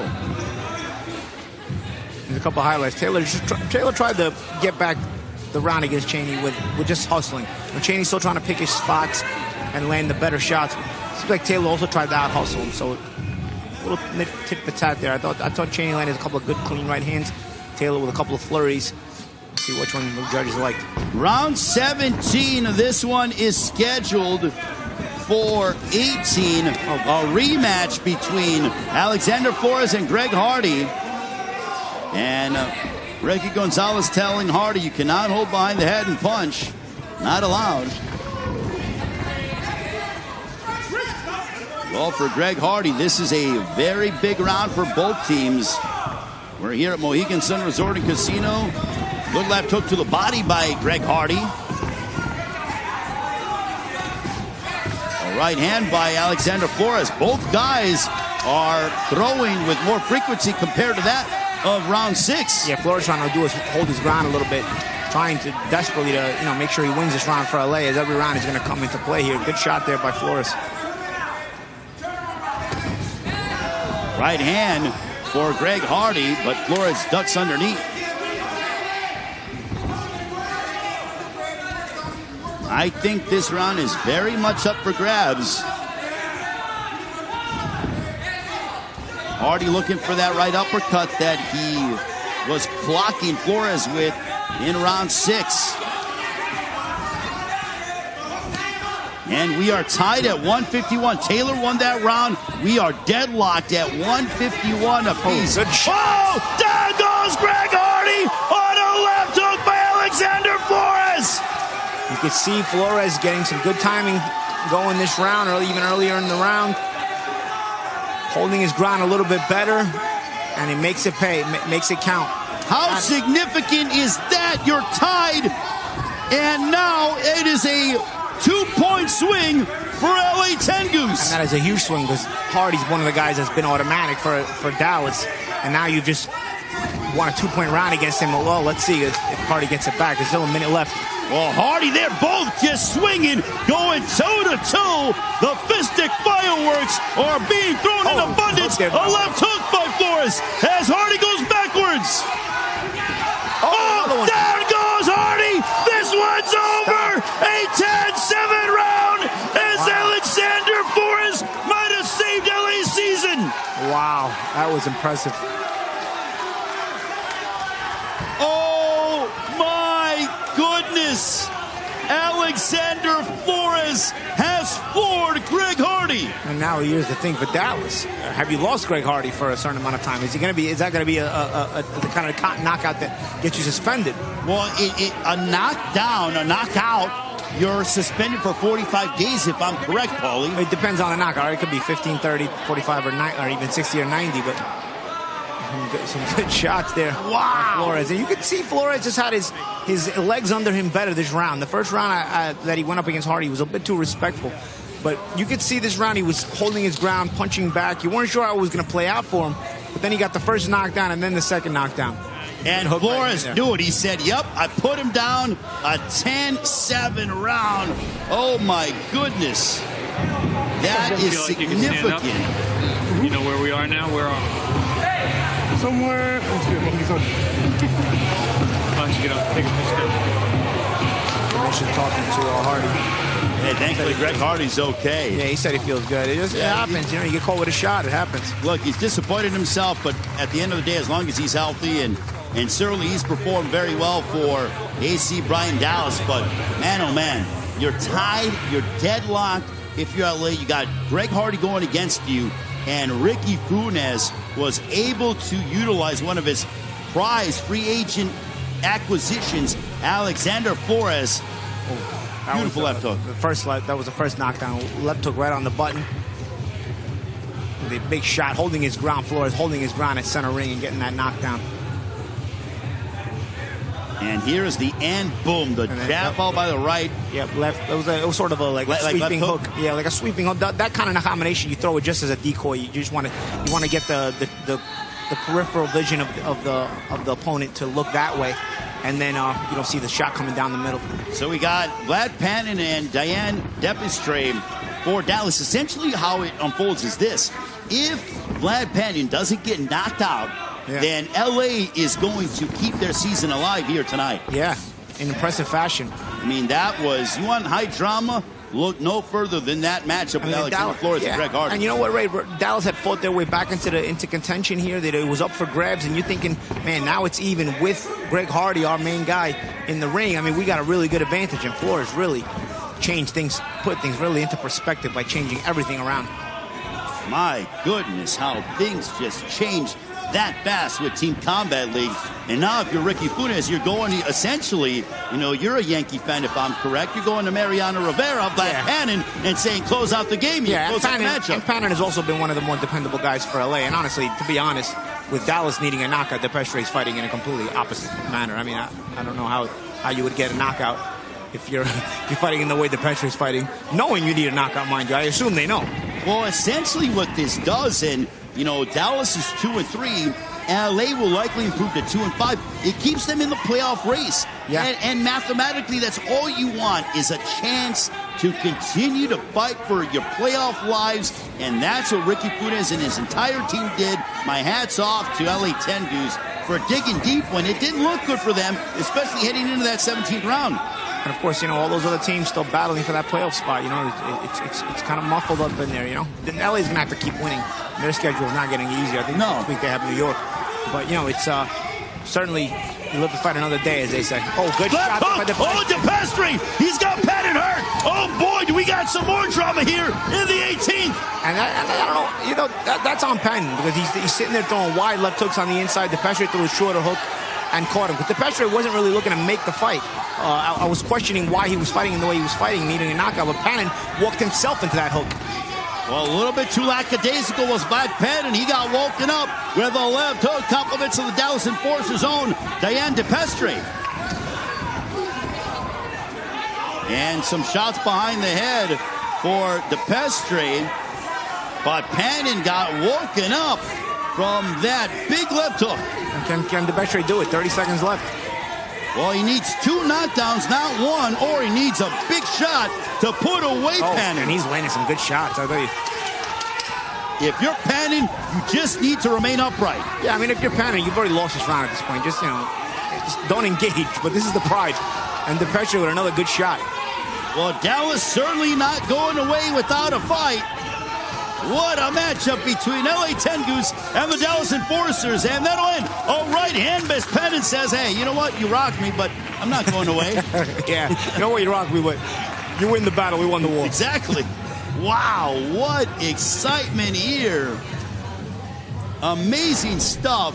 And Paulie will take a look back, and I'm going to go ahead. You see there, that was Patton. That's on Patton. He was sort of looking for a big combination when you could really be coasting this round. He was still controlling the round up until that point, and after that point, things got a bit rocky as DePestre really started chasing and going for the big finish. Well, Paulie, I'm going to go and get the scorecards, and likely LA will keep their playoff hopes alive, but we'll find out how it all mathematically shakes out. Yeah, we'll see.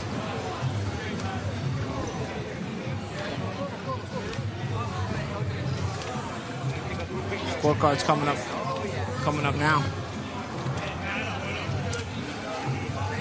I think I got the official scorecard here. It's going to be LA by 2 points at 170-168, right? Yeah, so Ray's going to get in there in the ring and make it official.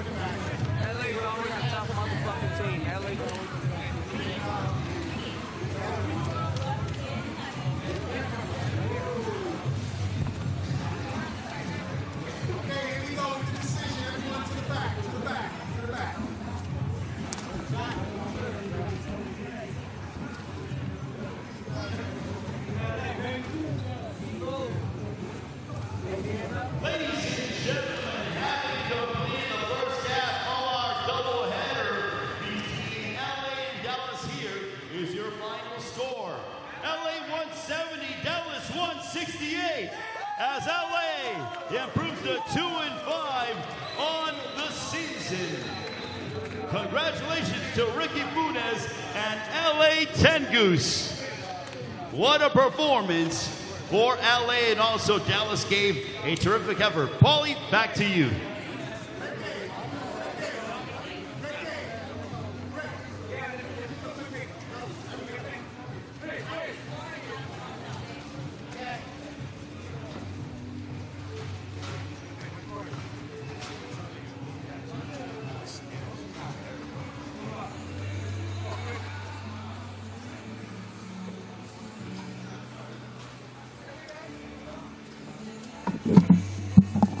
So there is a very happy Ricky Funes and LA Tengoose. Alexander Flores, no relation to me, gets a knockout victory over Greg Hardy.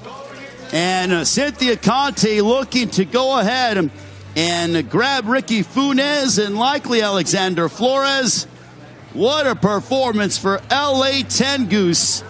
And right now, I am going to send it to our very own, or Cynthia Conte is going to be with the superstar of LA. And Cynthia Conte standing by with Alexander Flores. Alexander Flores, you had not just one knockout, but you had the double knockdown and knockout of the evening so far. You guys are in it still. You knocked out Greg Hardy. I just interviewed him, and wow, what a knockout. I mean, he's a big guy, but I mean, you know, experience plays the factor. I've been boxing for 19 years. I sparred with, you know, former world titleists, former world challengers. So, I mean, I've been in the game for quite some time. He did say that you are a seasoned fighter, and he was trying to land his sneaky uppercuts. I saw that he was coming in like a bull in a china shop, but you kept your composure. How were you able to fend him off? Because he was getting a little wild. I mean, once you start opening up a lot, you see the punches coming. So, I mean, it's just experience. It's about staying calm, especially on a bigger guy like that. And then after once I see him make mistakes, I just capitalize on that. Well, you guys live another day. Congratulations on an incredible knockout. Go celebrate with your team. All right, Ricky, come on in. Ricky! LA Tengoose, you survive another night. The bad news bears is coming back. The score, 170 to 168. Some incredible fights tonight, some scary knockouts. Alexander Flores, I just interviewed him. He had the best knockout of the night. Greg Hardy, that was kind of scary. You know what? Let me tell you something. I told these guys, you got to be very aggressive and smart. And he built up on coming on the second round. He came out and did what he had to do. And that's why we got this win, man. I'm so excited for the team. They all listen, you know, but that's it. We got a long way to go. You know, this was a very important night for you guys because it was either you show up or you're out. What did you tell your team going into this fight or going into this matchup? I told them, this is it. If you guys don't go, you guys don't get paid no more. That's true, too. But strategically, so excited. Yeah, I am. Talking about strategy, I told them you got to be very smart, aggressive. You cannot box with these guys. You have to be on top of them in order for us to win. Or else they're going to get tired. Once we on them, they get tired, and we're going to get them tired and win. Knock them out like Alex did. Well, go. Have fun with your team. Go enjoy it, and then I'll see you guys for... Exactly, baby. There you go, Ricky Funes. They live another day, week 9, so we're going to see. But we're going to come back to more fights, so stay tuned, guys. Back to you guys. Oh, big shot down goes it. Look at one opponent. Oh, down goes 151 opponents. Oh, down goes. Oh, right in. Down goes.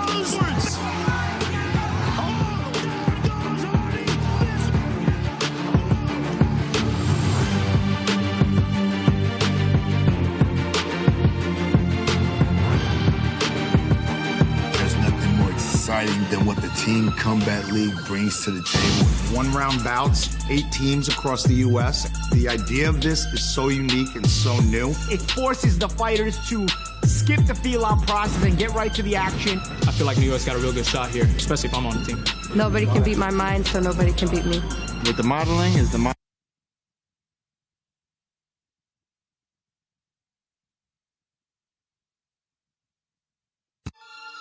There's nothing more exciting than what the Team Combat League brings to the table. One-round bouts, 8 teams across the U.S. The idea of this is so unique and so new. It forces the fighters to skip the feel-out process and get right to the action. I feel like New York's got a real good shot here, especially if I'm on the team. Nobody can beat my mind, so nobody can beat me. With the modeling is the modeling. When it comes to boxing, I handle my business. One round, and guys giving their all. This is going to be the future of boxing. I'm very excited to watch this format, this tournament, in this league. One round, all what you got. Any minute, any second, anything can happen. I got a 3-year-old kid. I'm just ready to change my family's life. What's up? What's up? Current super bantamweight ABF champion of the world. I was born the champ in the crib. Let's go. There's no way anybody can compete with us. LA Terminators will come to whoop some ass. Las Vegas hustle, let's go! The opportunity that a lot of these fighters will be having is a 6-figure pay, health insurance. There's endless stuff to it. I've been in and out of jail. I ain't gonna cap to you. I've been shot 10 times. Came down here with nothing. No car, no job. Hoping I'll make this Team Combat League to change my life. If you're willing to sacrifice and if you got the talent, you're going to make this team. That's it. To be able to see what city has the best fighters in the United States of America. With TCL, that's what you're going to get. Welcome back to Team Combat League. It is the second half of our doubleheader here in Week 8 alongside the Magic Man, Paulie Malignaggi. And Paulie, we are getting set to watch Las Vegas go head-to-head against DC. Now, we know that 2 playoff spots have already been clinched. New York and Atlanta are already on their way to the playoffs. But 2 more spots remain, 4 teams vying for those positions. These 2 teams both need wins tonight in Las Vegas and D.C. Going to be a riveting matchup as Las Vegas led by Dewey Cooper. For D.C., they're led by the general that I like to call him, Barry Hunter. Yeah, man, it's about positioning, really. You get 4 spots, 6 teams, you get 4 playoff spots, but also you want to try to get the best playoff spot possible to avoid that tougher matchup in the first round. So it's about positioning here with these 2 teams, and they're in that playoff hunt, but of course, it's not mathematically must win, but at this part of the season, as in any sport, it almost feels like a must win. Now, the marquee matchup in this particular head-to-head duel happens to be Michael the Bounty Hunter colliding against Hasim Rahman Jr. They've been sparring against each other since they were teenagers, so forget about the feeling out process, especially when it comes to Team Combat League. Well, I'll tell you what, man. You forget about the feeling out process either way in Team Combat League. With 1 round, you just got to get to it. But these guys already knowing each other, knowing each other's strengths, weaknesses, they've been in and around each other for a long time, for a lot of years. I expect some fireworks as soon as the bell rings when those 2 guys are in there. Going to be a compelling matchup with our fighter to watch. We send it to Amir Tyson. Rockman, how you feel, man? It's good to see you. I'm feeling great, we've been working really hard, and it's playoff time, man. It's time to push that button, get in the playoffs. What's your game plan? How do you feel before your fight with Michael Hunter tonight? It's really not a game plan type of thing. Mike and I have boxed 1,000 rounds before, so it's more so, go out there and win. Right. And, the last time I came up short, so it's on me to pull the win through for my team this time. Right. So what's your game plan beforehand, though? Like, what do you have coming into the fight? Like, what do you have planned? To stay focused, and when I get into the ring, apply the things that we did in the gym. Okay. That's my main focus. Finish strong, follow the game plan that we've been putting to work all week, which is not so much to do with my opponent, but more to do with me. Gotcha. So the game plan is to stick with what we've been doing and finish strong. Any other words? Any other thing you want to say? Let's get it. Yes, all right, back to you.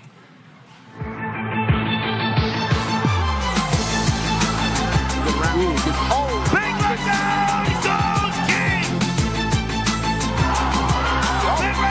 Oh my goodness, Nathan's hurt!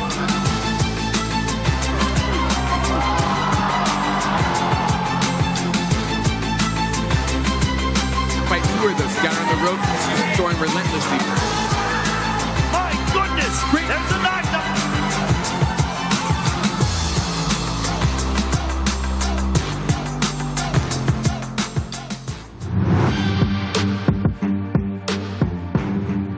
Ladies and gentlemen, welcome back to Week 8 of Team Combat League. It is now time for the second half of our doubleheader. Coming up, we have the 3-3 Las Vegas Hustle and the 2-3 DC Destroyers. First up, let's meet the Las Vegas Hustle, led by their head coach, Dewey Cooper. At women's featherweight, we have Florencia Britos. At lightweight, Deontay Brown. Welterweight, Ronnie Ostian. Middleweight, Rajon Vega. Light heavyweight, we have Kevin Newman. At heavyweight, Michael the Bounty Hunter. At women's featherweight, Deanna Hobbs. Lightweight, Sherrod Williams. Welterweight, Ellen Medina. Middleweight, Daquan Wyatt. Light heavyweight, Andrew Murphy. And at heavyweight, we have Skylar Lacey. Also at welterweight, Keith Hunter. Ladies and gentlemen, that is your lineup for the 3-3 Las Vegas Hustle. Now let's meet the 2-3 DC Destroyers, led by their head coach, Barry Hunter. In the women's featherweight division, Tyrecia Douglas. At lightweight, Derek Davis. At welterweight, David Grayton. Middleweight, Monye Gregory. Light heavyweight making his TCL debut, Alantes Bucks. At heavyweight, Hasim Rahman Jr. At featherweight in the women's division, Dupe Akinola. At lightweight, Kobia Breedy. Welterweight, Patrick Harris. Middleweight, Quincy Williams. Light heavyweight, Nasheed Smith. Heavyweight, we have Jerry Forrest. Ladies and gentlemen, this is your lineup for the DC Destroyers. Once again, their head coach is Barry Hunter. Now it's time to begin DC and Las Vegas as Week 8 of Team Combat League continues.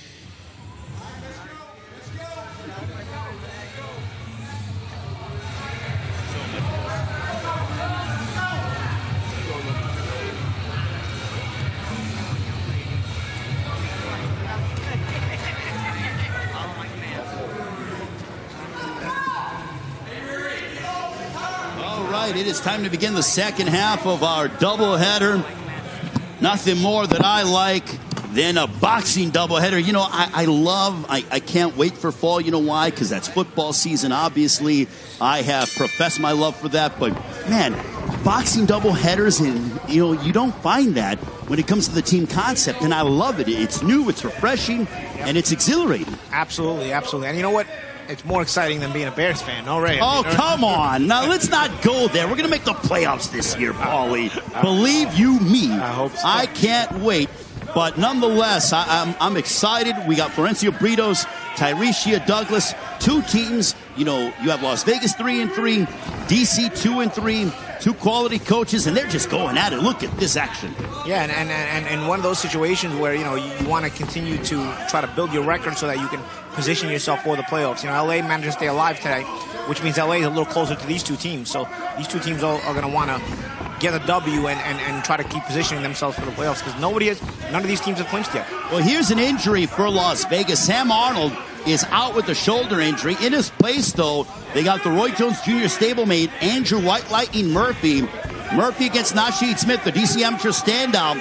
What a matchup that is going to be. And also, Las Vegas has added, or DC has added, Alantes Box, the brother of Mike Box, who had an outing last week. Mike Box has some stitches. He'll be out at least this week. What a shot there. Boy, oh boy, this action is just, they are starting off just so quick. I mentioned about Team Combat League. For the men, fastest 180 seconds in combat sports. For the women, the fastest 120 seconds in combat sports. Enjoying every bit of this. Good right hand there by Florencio Britos. Britos, short, compact shots. Tyrecia Douglas, though, very tough indeed. Douglas fighting off those ropes smoothly. That'll end the first round. Close round. So LA's victory for them, they are now 2-5. For Dallas, they fall to 2-4 on the year. Yeah, I mean, again, battling for the playoffs too. Some are going to get in, some are not. So it's a battle for that position. So these are the four teams that are vying for the final two playoff positions. So New York and Atlanta, they're off this week. They've clinched their playoff spots. They will be back next week as they continue with the regular season, but already they've qualified for the playoffs. Now we have Deontay Brown for Las Vegas, Derek Davis of DC, and I know that Bubba Jenkins isn't here, but he loves Derek Davis. I mean, he cannot talking about how much he loves watching Derek Davis perform, and we are underway. Deontay Brown, Derek Davis, this one in the lightweight division. So Las Vegas 3-3, DC 2-3. Brown, quick foot of southpaw, but you got Davis there for DC, who's also been lanky, quick, good timing guy. This is a good little matchup. Two highly skilled fighters. I do like that right hand that Derek Davis uses very much to his benefit. Man, I guess a southpaw like Brown, it could come into play, but of course Brown is slippery himself and likes to throw those short, quick combinations.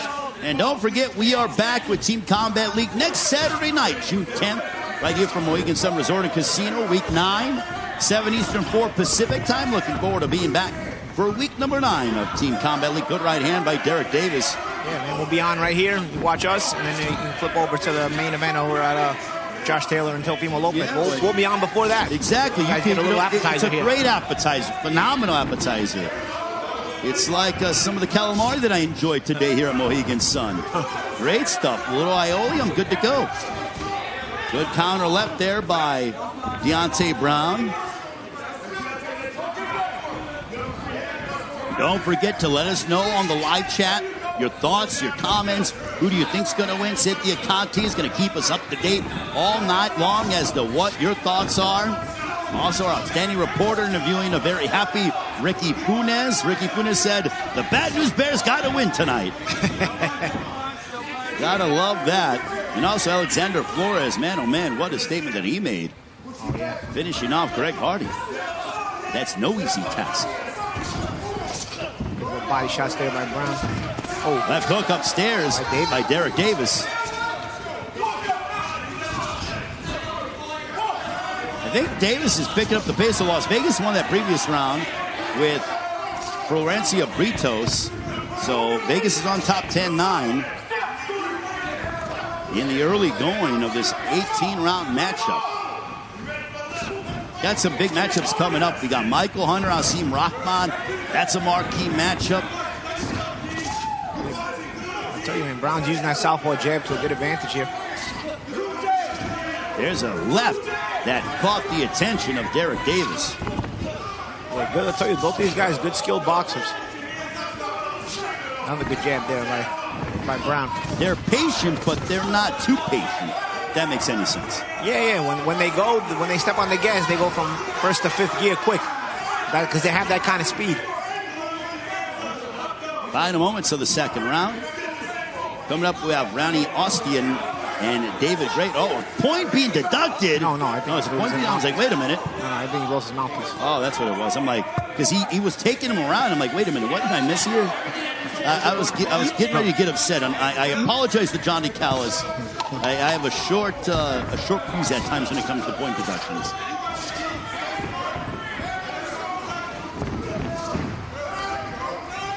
And that'll end the second. Hey, was that Brown's round? It was close. I mean, it's one of those, as we say, a toss-up round. And I know fans want us to pick a side or, one way or another, but he was just a little more consistent with the shorter shots. Well, there's a good left hook there by Davis in that replay.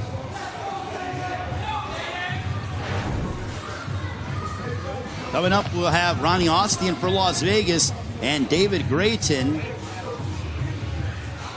for DC. This is a matchup from a coaching standpoint. Barry Hunter and Dewey Cooper. I love just listening to their instructions and watching both guys coach because they both have a method to their madness.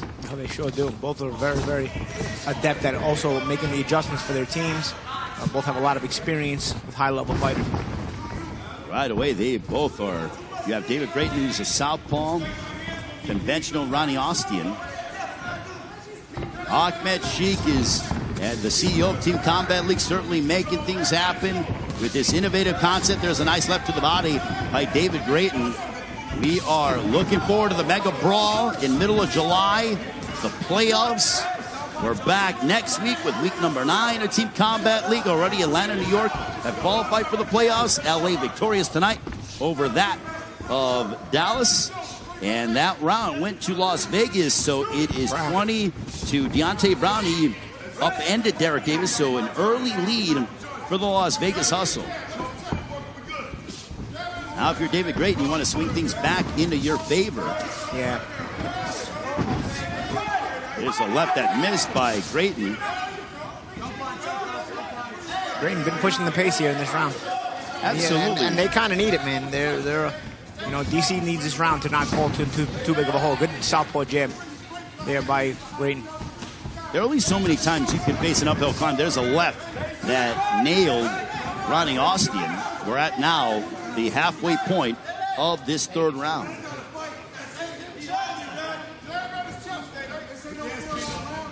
Beautiful right to the body by Ronnie Austin. I think Grayton has been the one to get the better of the exchanges. He's landing the bigger punches, landing the more cleaner shots. Grayton tattooed Austin with the left as Austin goes backwards.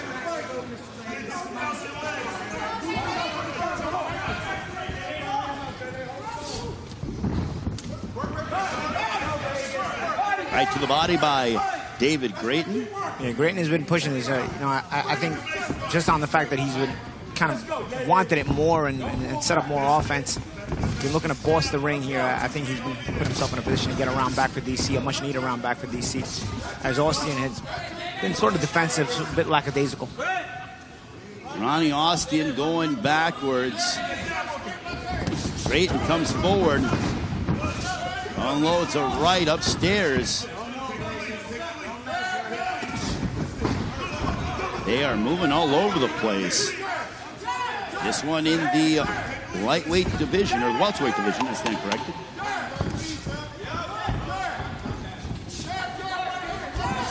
Austin places the right on the body of Grayton, but I think it's too little too late for the Las Vegas also own Ronnie Austin. Yeah, and that was much needed round for DC there. After being down 2 rounds, they needed a big round from Grayton. I think they got it.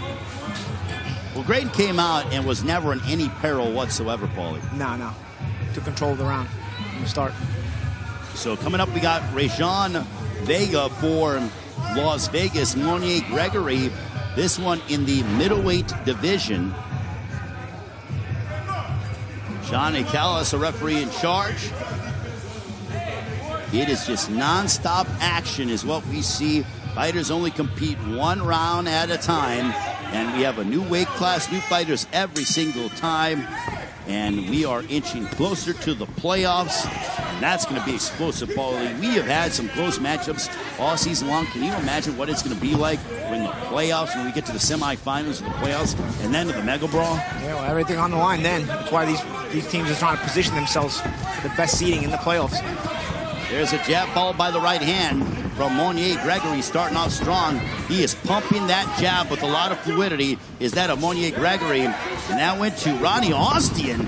Wow. Must be so getting Las late. Vegas. Must be getting late for the judges. I'm just 30-27. That's what happened when you have 100 Wow. I am bewildered. Wild. I cannot believe that they gave Ronnie Austin that round. He didn't do anything. I mean, are they trying to get to Tao sooner than what we are? Like, are you kidding me? What? Anyways, we'll go back to Rejan Vega, Monier Gregory. There's a right hand by Gregory. I think, DC, boy, that is not what the doctor ordered for them. And now they are down by 3 rounds. Well, let's see, as Monier Gregory's done a good job of controlling center ring here with his height. We're in the middleweight division. But again, I mean, just because you and I think it is clear-cut doesn't mean that the judges do. Nah, bro. I mean, some things are too obvious, man. Yeah, I don't know. Egregious is what I like to say. But that's another topic for the next few rounds, hopefully. Anyways, Monier Gregory looking good for DC. And right now, Rejan Vega really hasn't done anything significant, Paul. No, but you never know what the judges are watching. So I don't know if you get points for ducking and dodging, but not throwing and not landing anything. Shot there on the inside by Vega.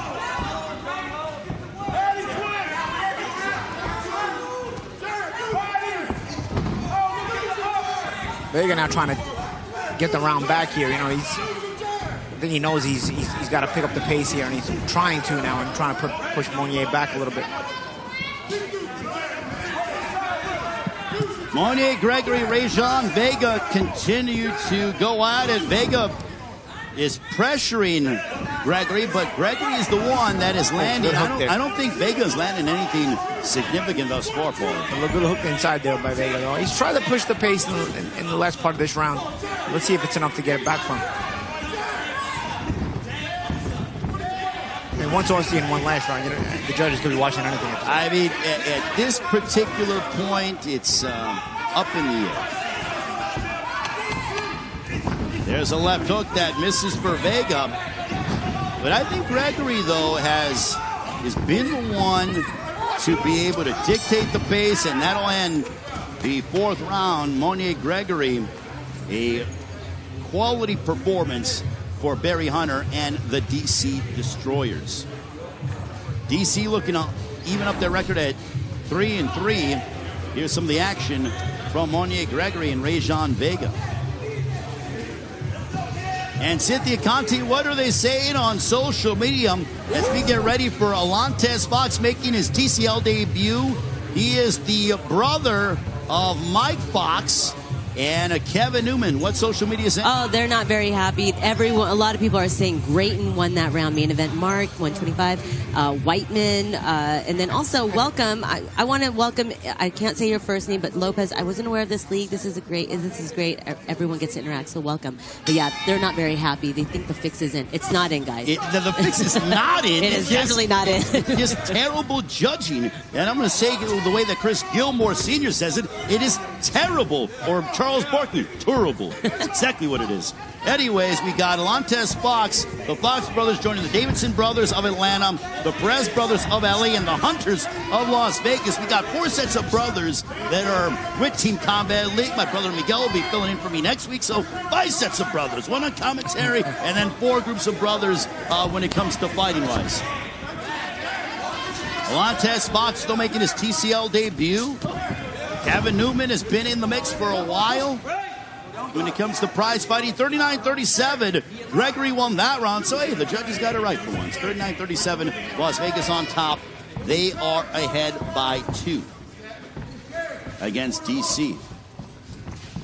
The Fox brothers, certainly what a story that they are out of the Washington, D.C. area. 2 terrific fighters, willing to fight anybody and everybody. Kevin Newman, much like the same way, he will take on any combatant. Actually went to Mexico, the deep, really a strong part of Mexico, and fought a Mexican in his backyard. So Fox trying to get that jab established. I think he'd be better off using that straight right hand instead of the winding right hand. He's coming up short with the winding right hand, especially that he's got Newman pulling back a lot. As we'll take a look back at this action here. The jab followed by a right hand from Alantez Fox.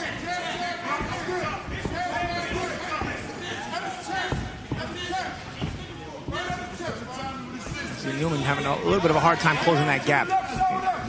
Fox could be a little busier though in controlling it, but nonetheless, Newman a bit hesitant to try to close that gap, get in that last distance, in that closing distance to get to Fox.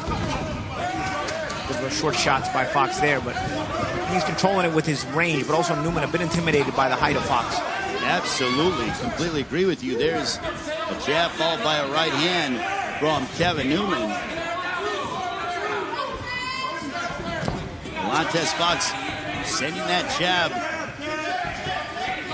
Coming up on the final 30 seconds of this matchup here at light heavyweight with Kevin Newman and Alantez Fox. Newman with that leaping and body shot. That's the thing about TCL. You could have a guy with a big reputation in front of you, but it's only 1 round, so you don't have to be as intimidated as when you have to be in there 10 rounds. Totally agree with you, Paulie. Fox has the big reputation here, but it seems like Newman is sort of giving him a little too much respect and allowed Fox to control from the outside. Don't get me wrong, Fox has a good jab, good little short right hand, but Newman could have given him, I think, a bit more of a push, or may have been amused by Fox's reputation. Fox, obviously, as you know, said him and his brother Mikkel, good reputations within the sport of boxing. Absolutely, Paulie. I mean, these guys have been around for a while. Michael Hunter and Rockman is the one. Yeah, it's Michael Hunter and Hasim Rockman. They have actually sparred the most out of any 2. They said that they've sparred the most rounds against each other. They've been sparring since Michael Hunter was 18 and Hasim Rockman was 16. So these 2 are no strangers to each other, and they benefit each other. Iron sharpens iron, and now they get it on.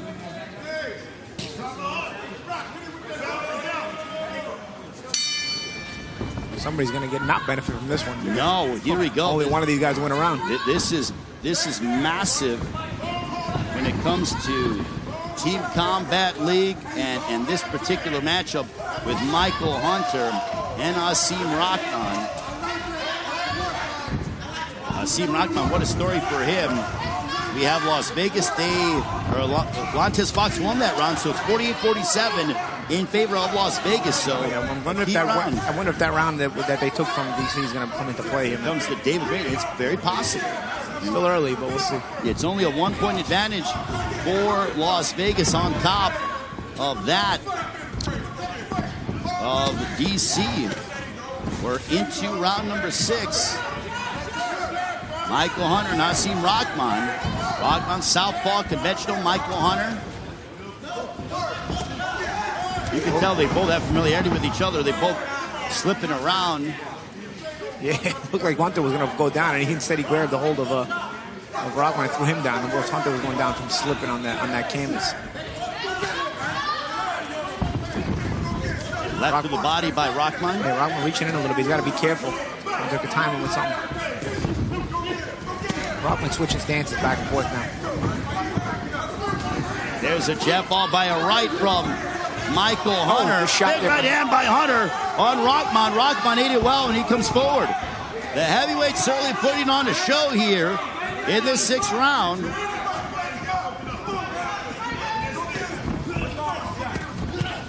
Left hook that connected for Rahman.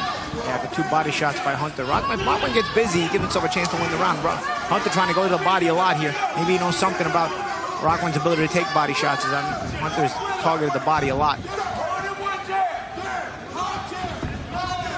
Rahman going to work here. Under a minute left here in this 6th round. A 1-point lead for Las Vegas. They're 3-3 on the year. Dallas, or DC, looking to even up their record. Mouthpiece is out.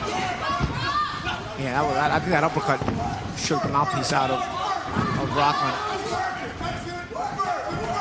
There's a left uppercut by Michael Hunter. Yeah. Hunter's gone to southpaw now.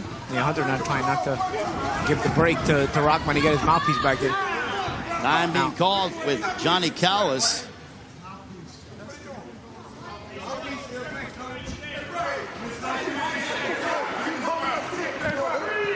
Taking a look at some of the action here.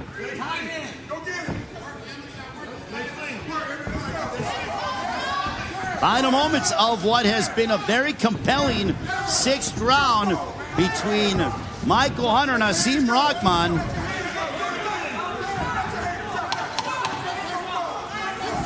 Yeah, I think Hunter's been busier here. I would have to say I think it's close, but you're right, Paulie. I think with Hunter being just a bit busier. Oh, went through ropes here.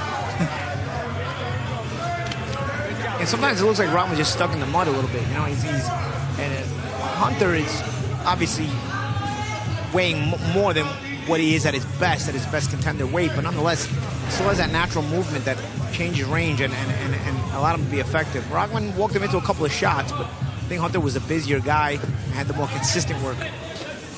Let's see where they close the round. Hunter ducking underneath the ropes. And now we have Deanna Hobbs and Dupe Akinola. They are going at it. Or they are going to go at it. This one in the women's featherweight division.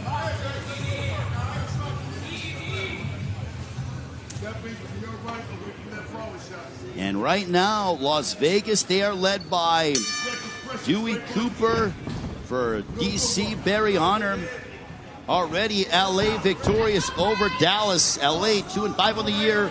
Dallas 2-4 on the year. This is round 7. This one's scheduled for 18.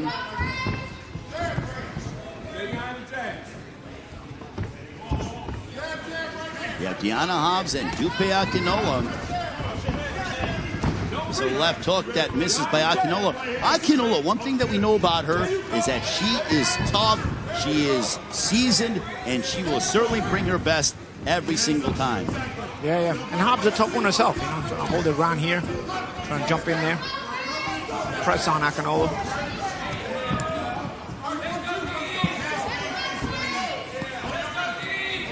see Deanna Hobbs. Akinola still trying to bring the fight to her.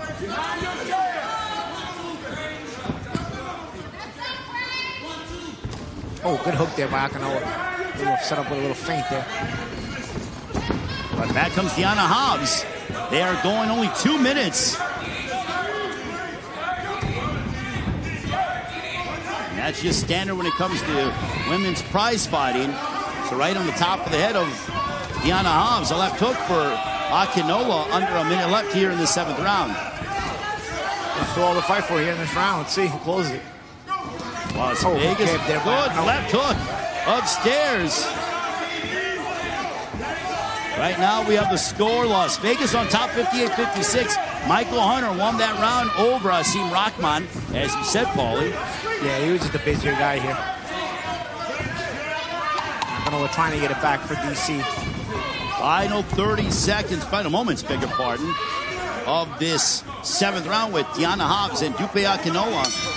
That'll conclude. Wow, what a combination for Dupe Akinola. I tell you, sometimes it's hard to tell these girls apart in 2 minutes. You know, sometimes that final minute the guys get, it really kind of separates one winner of a round from the other. Sometimes in those 2 minutes, it's hard to really see somebody gaining that separation, and we're kind of robbed of that with the women. You're going to give me and lead me into that conversation that I think we should have 3-minute rounds for women's pro boxers. I think that should be standard. I think it needs to happen, and I think it needs to happen sooner rather than later. Cynthia Conti, your thoughts? I think women's boxing should have 3-minute rounds. I do too. I mean, I know that there's science backing everything about why they do too, but I personally would love to see 3. I agree with what Paulie said. When it comes down to that last minute, they're going to come and they're going to give it their all. They're going to show who has balls. So yeah, I put in. So women, yes. Yes. No pun intended, right? No pun intended. Sorry, guys. All I know is that we got Kobia Brady, Sherrod Williams here. 58-56 the score for Las Vegas on top. Ray Flores, Cynthia Conti, Paulie Malignaggi, Amir Tyson. Great to be with all of you here at Mohegan Sun Resort and Casino. Kobia Brady, here's a guy that just comes at you full steam for the full 180 seconds. Yeah, he's been one of those dependable guys for DC. He's rough, man. He will fight King Kong if you need to. Yeah. This guy is all about just get me in the ring. I'm in shape. I'm ready to go. Yeah, and brings a good pace. I mean, Sherrod is given his own, but I mean, it's a constant pressure Kobia Brady brings. Absolutely. So Akinola won that round. You know, from my standpoint, it's 67-66 for the Las Vegas Hustle, and DC is making a go of it, as they always do. Yeah, and if Brady can get this round, they'd be even again. Again, remember that one round where the whole world except the 3 judges thought DC won the round. Undoubtedly. We will have a bit of a break after the 9th. Look at them go. Sherrod Williams unloading that left hook upstairs. Yeah, Sherrod allowing himself to be backed up a little bit to the ropes. Too much for me at times, but he does do some good work off the ropes. It's just isn't noticeable by the judges because Brady also comes in doing some good work, and he's the one who backs him to the ropes. It's okay to box off the move. You don't want to spend too much time on the ropes. I agree, and there's a right to the body by Kobia Brady.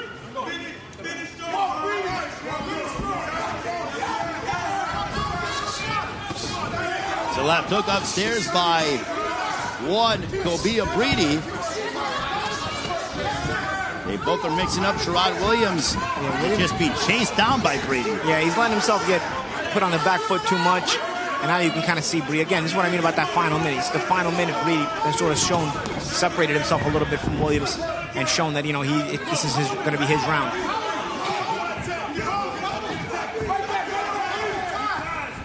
Barry Hunter urging on Kobia Brady to still keep his aggressive nature. Overhand right, look at him just swarming Sherrod Williams. And that'll end the 8th. We got round number 9 coming up with Alan Medina and Patrick Harris. Terrific stuff that we are witnessing here tonight at Mohegan Sun at this week 8 of Team Combat League.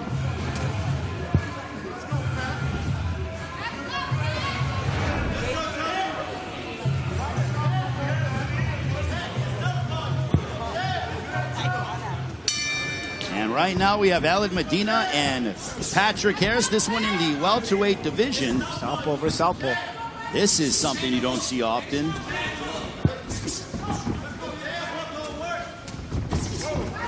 little hook there by Medina on the inside.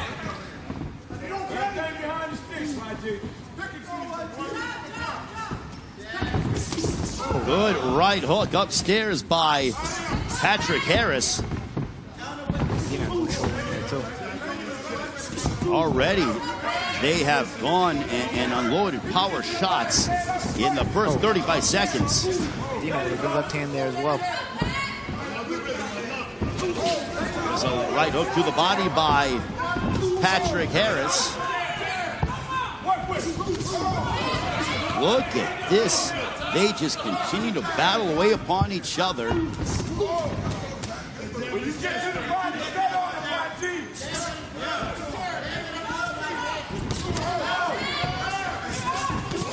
Left hook that landed, or a straight left for Patrick Harris. Good little countering shots by Harris, holding his ground and firing in between Medina. Medina's throwing more looping shots. Harris landing the straighter punches from my estimation. Nice bobbing and weaving is Patrick Harris.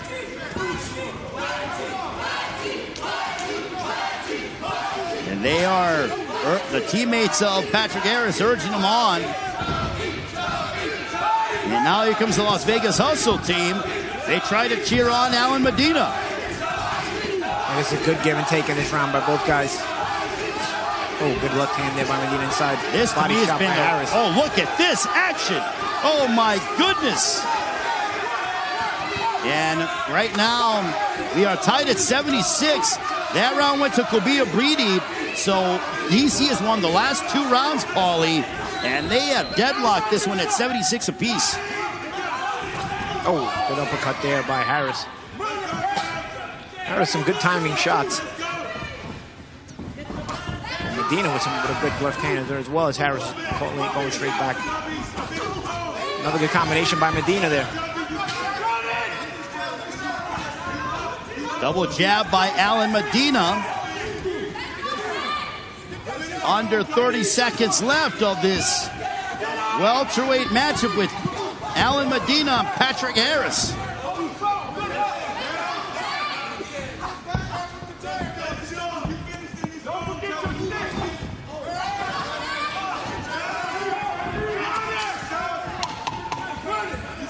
Patrick Harris, Alan Medina.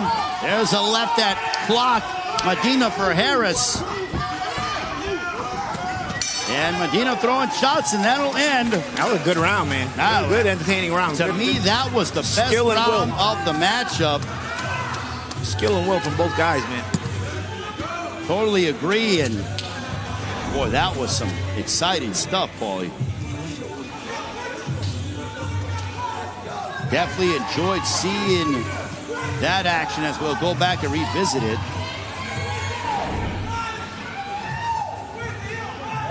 Daquan Wyatt and Quincy Williams next. Middleweights. So now wait a minute, we're going right into round 10. This one's scheduled for 18.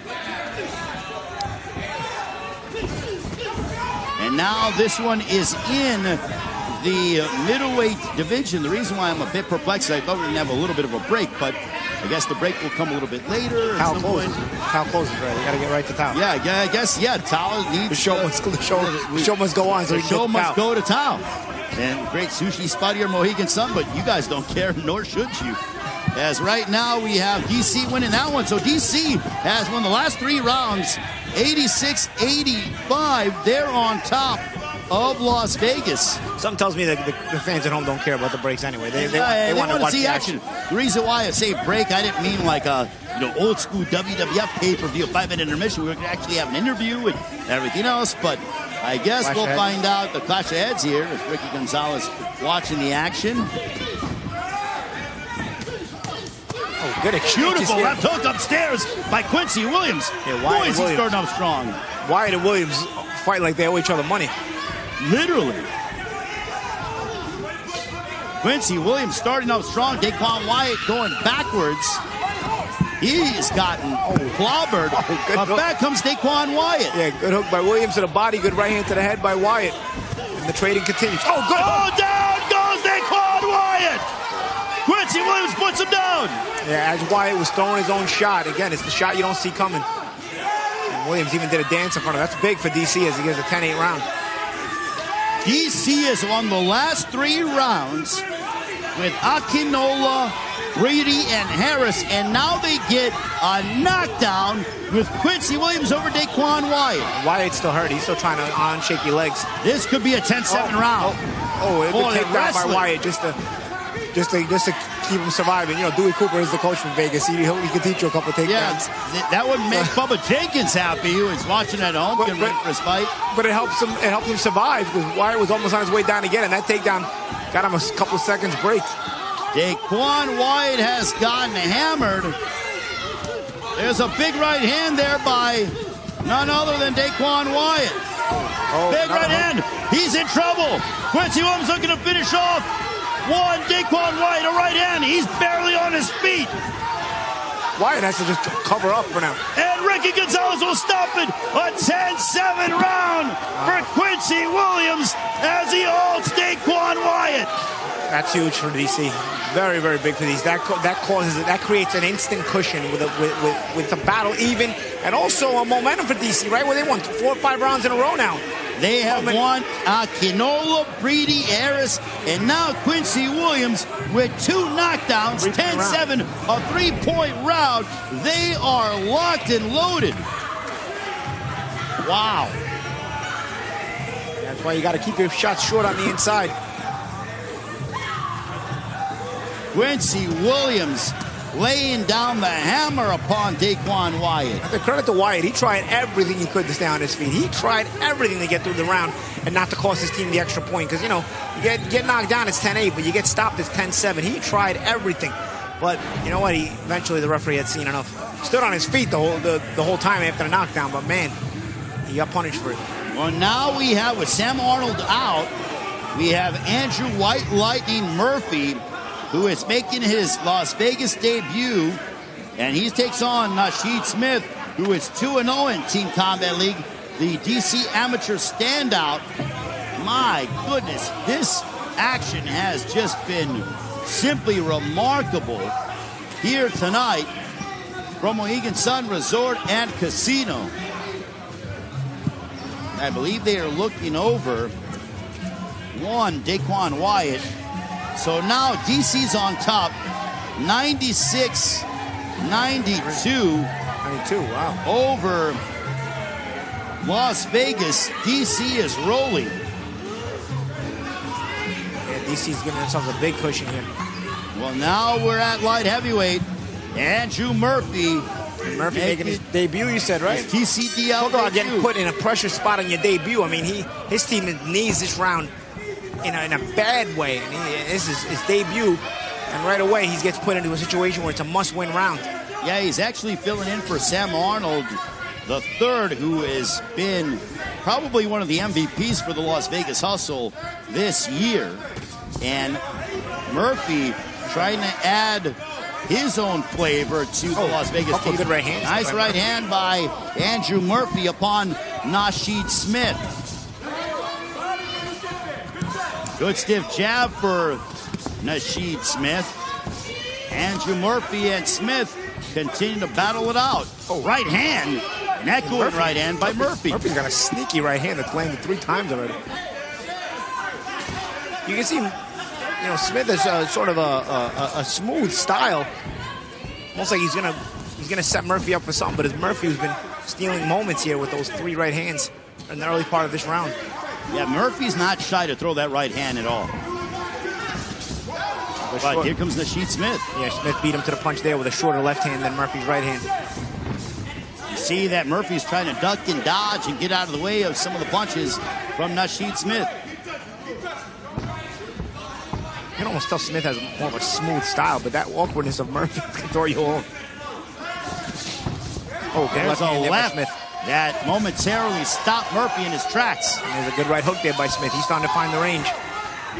Well, Nasheed Smith is undefeated at Team Combat League, 2-0 in his outings here. And I think Murphy needs to break up the rhythm with a bit of a feint or something, because Smith is starting to get the trajectory on him with the timing. You could kind of see that coming. You could see Smith has a smoother style, smoother demeanor to his body language. So you want to throw that off if you're Murphy with a couple of feints, level changes and whatnot. Murphy sort of roughed his way in with some good right hands. Good body shot there by Murphy, though. There's a left by Nasheed Smith. That found its mark. And a good right hook by Nasheed Smith as well. He sweeps good with that right hook, almost in a check style. And sometimes Murphy does reach in a little bit. Murphy now trying to showboat as well. Good action from both of these guys. They're trying to out-hustle each other as well. Good shot there with Nasheed Smith. 20 seconds to go here in this 11th round. Good effort from both guys. Shorter punching of Smith may have just edged it for him. This is a good round for both guys. This is a good, entertaining round. And both guys not wanting to give it inches. It's coming to a close.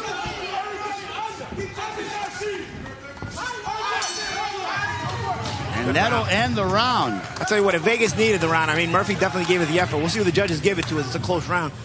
But, if Vegas needed it, I mean, Murphy tried.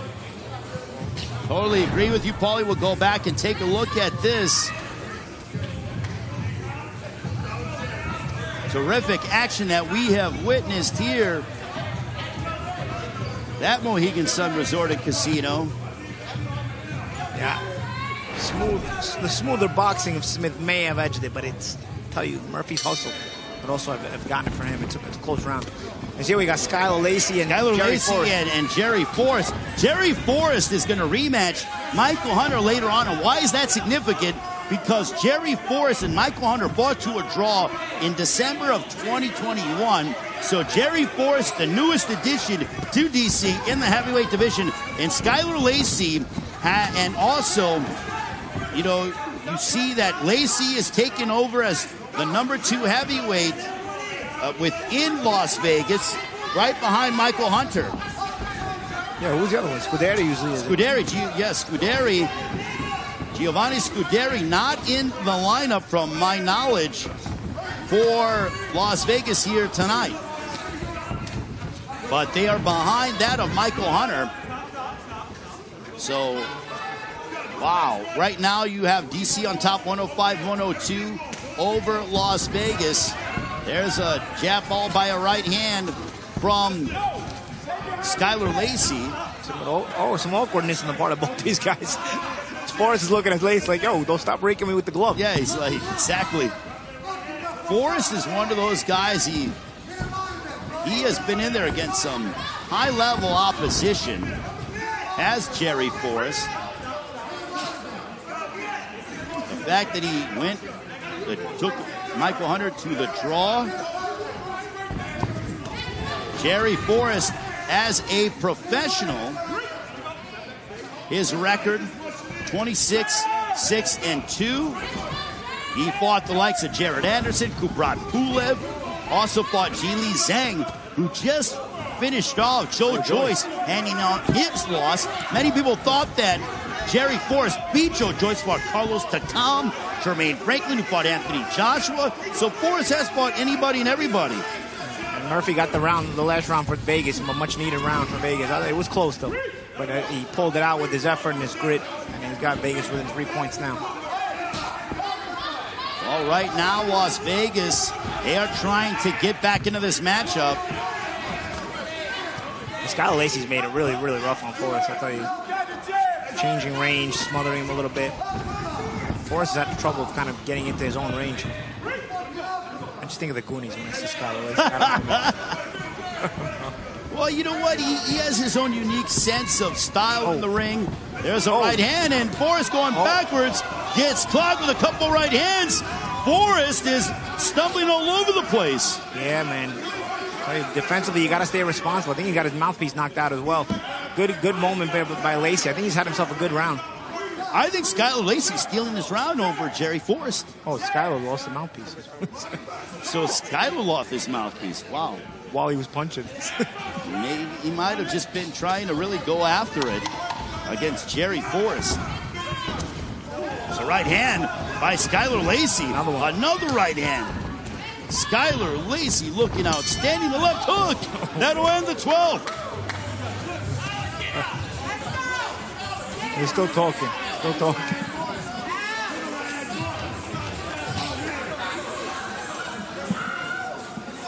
So Skylar Lacey and Jerry Forrest they end their round, and it was certainly action-packed indeed. Skylar was taking no prisoners. He was ready to fight another round against Forrest. Well, that is the end. We have a pause, and we will have the money rounds coming up, but Cynthia Conti is going to be talking with a couple of fighters who've been making some big impressions and some statements here from Mohegan Sun Resort and Casino this week 8 of Team Combat League. Ray Flores, Paulie Malignaggi, also Amir Tyson, Cynthia Conti. Honored to be with all of you. Cynthia Conti is standing by with a fighter from DC who's making a lot of noise. Cynthia.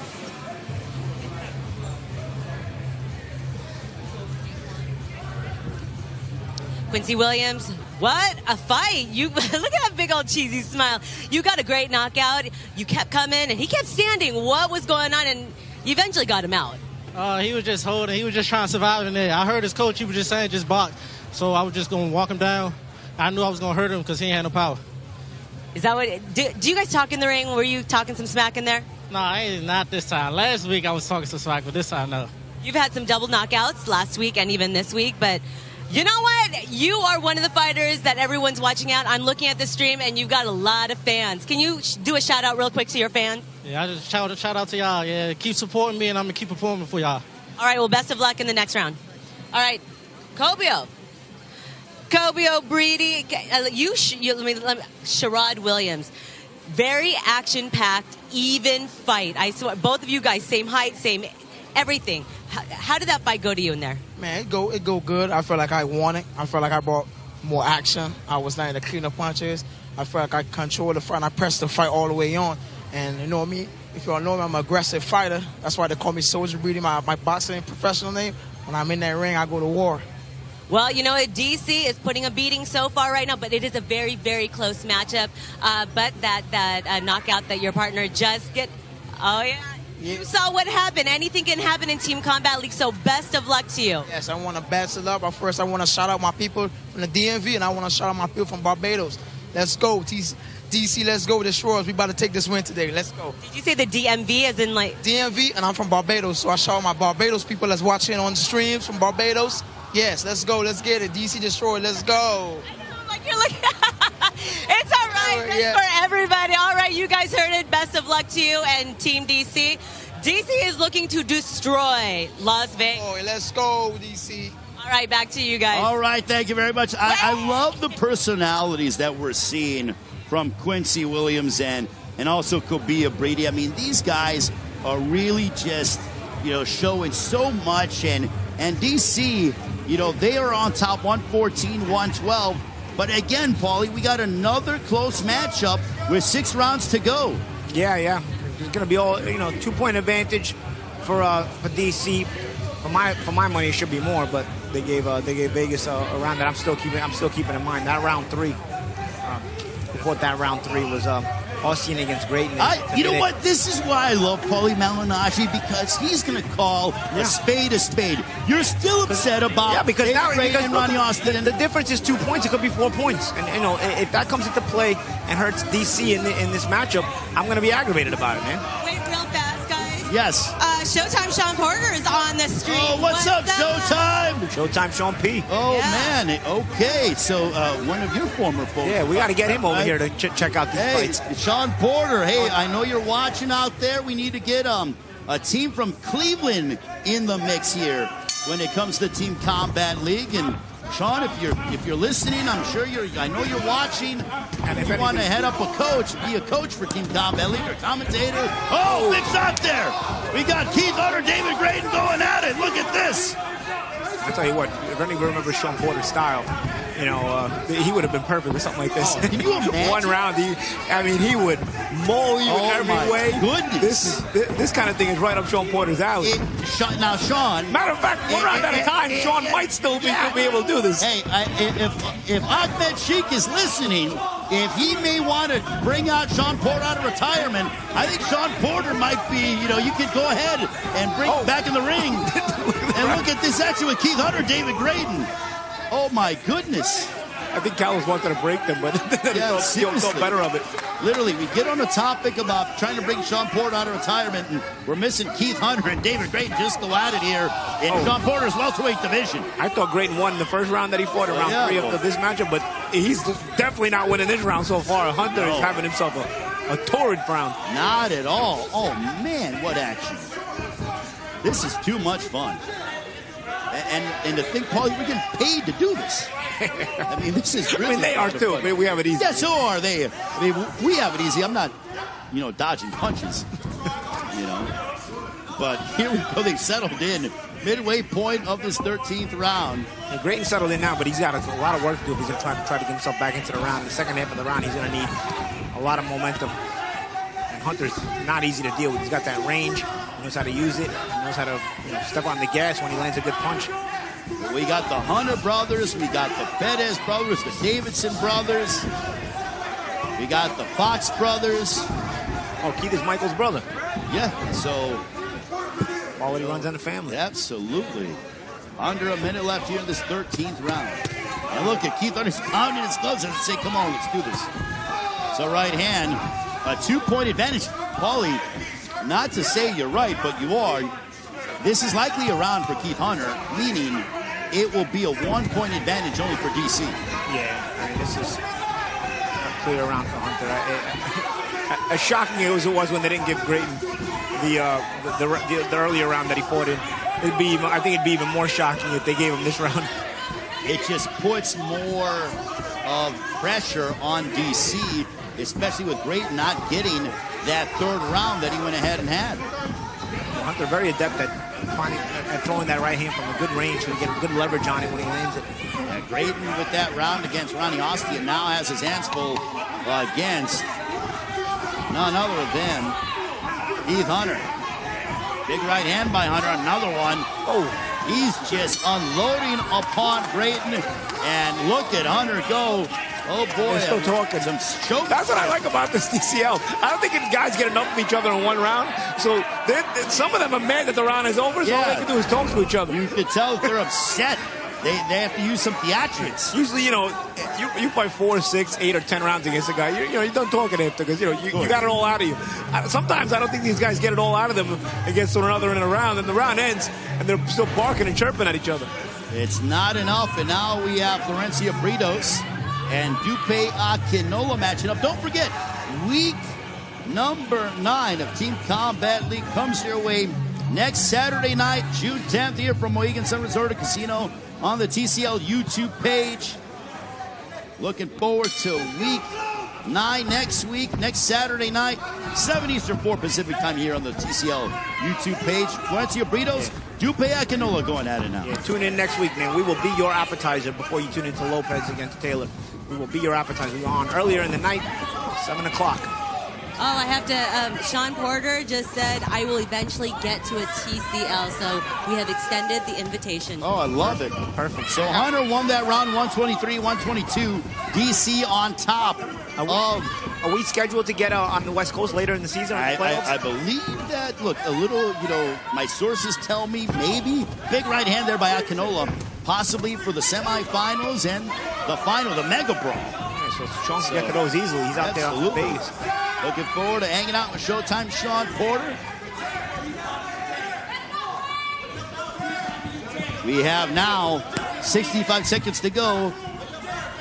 One of my whole points with women's boxing, I think it needs to be 3 minutes, and it's certainly not enough because look at them go.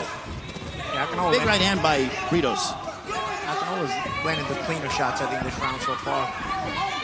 Britos has to get some work done. She's holding it. That's blatant holding, and Cal's going to warn her. Yeah, he did that. Right in over the top there by Akinola.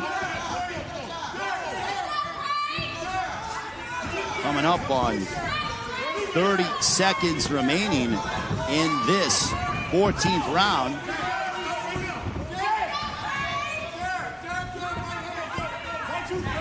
It is getting close here. DC, they are 2-3 on the year. Las Vegas 3-3 on the year.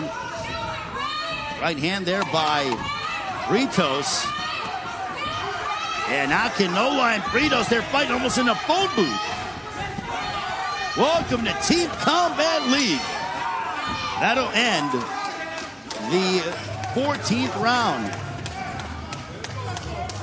Tremendous stuff here that we are witnessing at Mohegan Sun.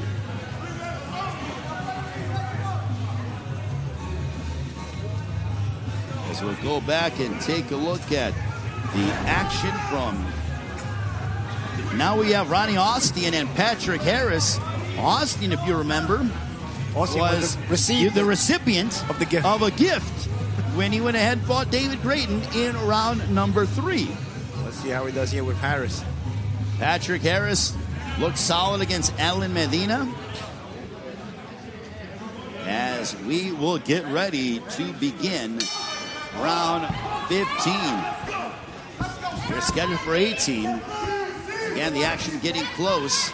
After this round, we'll go to Cynthia Conti and get her thoughts on what is transpiring, and also hear what the world, you are saying on the live chat on the TCL YouTube page. One thing about TCL, Paulie, we are live, we're interactive, and we want to hear from you, the fans. And we are now, you see, Britos won that round, so we're tied at 132 apiece. And Paulie, that round in which Ronnie Austin got over David Grayton would have meant that DC would likely be on top, but now we're even at 132. Yeah. And I tell you, this round's close too. And ironically, Austin is in the ring. He's one of those guys that, I remember talking with Mike Fox, and Mike Fox, who's been in very close fights, he goes, man, what do I have to do to swing the judges in my favor? I'm doing enough, and in my mind, it's clear, but, they just don't see it my way. Mike Fox not in action for DC this week. His brother Lantes competed, and he'll likely be back next week. Well, Mike Fox, looking forward to seeing him back in action. There's a nice straight left by Patrick Harris. Another straight left by Harris.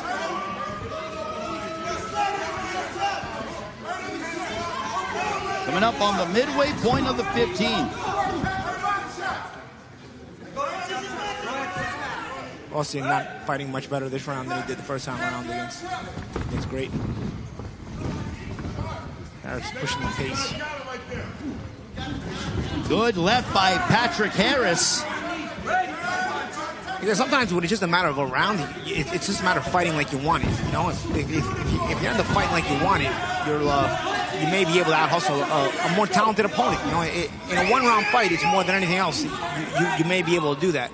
And a lot of times, tonight I've seen, Austin has just not been willing to push himself more. Absolutely. And right now we are in the final 40-plus seconds of this round with Ronnie Austin and Patrick Harris. And the action is certainly heating up. Right now we are even up at 132 apiece, Paulie. And this is so significant because both teams are trying to vie for playoff positions. How big is this? Every round is so critically important for both teams. You remember that of LA with Alexander Flores knocking out Greg Hardy to cement their victory and keep their playoff hopes alive.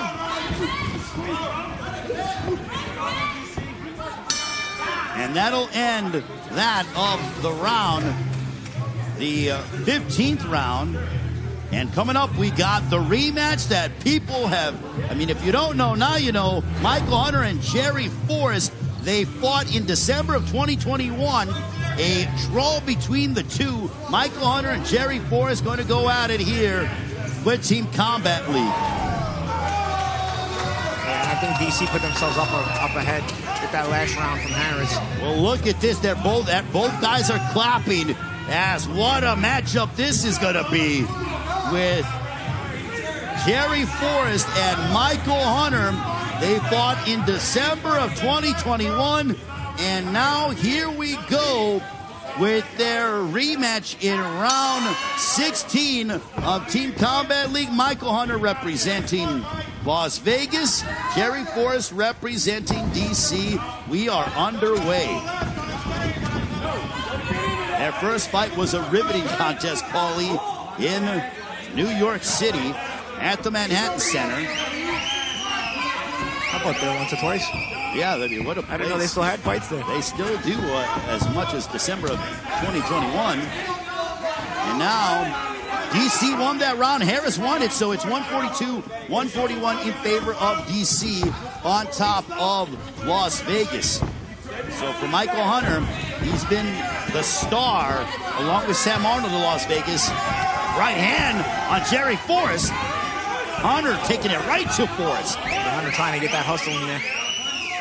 Literally living up to the moniker of the Las Vegas nickname. Big right hand for Michael Hunter. You know, Michael Hunter wants to make an indelible impression as to say, look, you got away with the draw in our first meeting. I'm going to prove to you that I'm the man. And Forrest went backwards. Yeah, he's been pushing it. Forrest's trunks are ripped now. It's getting worse and worse for Forrest. Big left hook upstairs by Michael Hunter. I think for Michael Hunter, he's really swinging for the fences, but in a calculated manner. Yeah. But he's also trying to put the punches together. And, he's trying to make the fight. Forrest, like I said, Forrest's pants are ripped along the left leg. That's unfortunate. Little bit of a wardrobe mishap. Malfunction, yes. It's not ideal. Coming up on a minute to go, the 16th round. A 1-point lead for DC. They're on top of Las Vegas. Yeah, but unless Forrest does something to change things around, that 1-point lead's going to evaporate. Again, when it comes to the playoffs, already Atlanta and New York have qualified. They've clinched playoff spots, so there are 2 spots available. And these 2 teams, Las Vegas and DC, very much in the playoff mix. LA keeping their playoff hopes alive with the win over Dallas earlier tonight. Big right hand found its destination for Michael Hunter. He's looking for something big here. He's looking at a left hook, followed by a right for Michael Hunter. Michael Hunter looking to land that big shot on Jerry Forrest. Forrest barely remaining upright. He's holding on to the rope. He's exhausted as Jerry Forrest. Hunter looked for a big uppercut the whole round. I don't think he landed it once, but he landed almost everything else. Final stages of the 16th round. It's a round for Hunter, and it's back even for me. So we are likely deadlocked once again. Paulie, take us through what you saw. Yeah, just Hunter's searching more for the action. Again, sometimes, as I said last round, it's a matter of just wanting the round more than your opponent. You just put the effort in. And when it's one round, sometimes you can make it so that talent doesn't come into play here. And I think Michael Hunter has a lot of talent. Obviously, his career proves that. But in that round, he won that round because he wanted it more. He took it and took control of it. So now we have round 17. Rajon Vega, Quincy Williams. Williams got the big stoppage. Wow, what a big stoppage that he had. A 10-7 round over Daquan Wyatt. And Williams, DC has 2 good fighters coming up the next 2 rounds. So if they were with the thing being all even at this point, DC has Williams coming up now and Nasheed Smith coming up in the last round. 151 apiece that we are tied. We are literally in the money rounds. 2 more rounds remaining here in the second half of our doubleheader from Mohegan Sun Resort and Casino. Don't forget, we're back a week from tomorrow night. A left hook for Quincy Williams.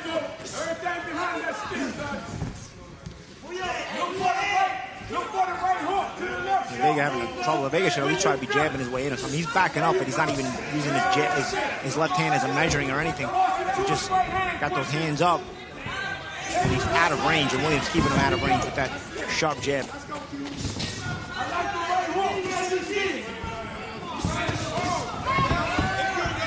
see Vega try to counter left hook there. He's trying to hope that Williams gives up his height, but honestly, if Vega doesn't start trying to create something himself, he's going to go nowhere in this round.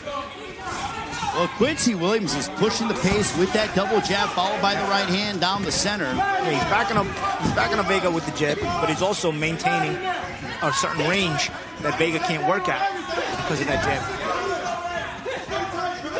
Double jab for Quincy Williams.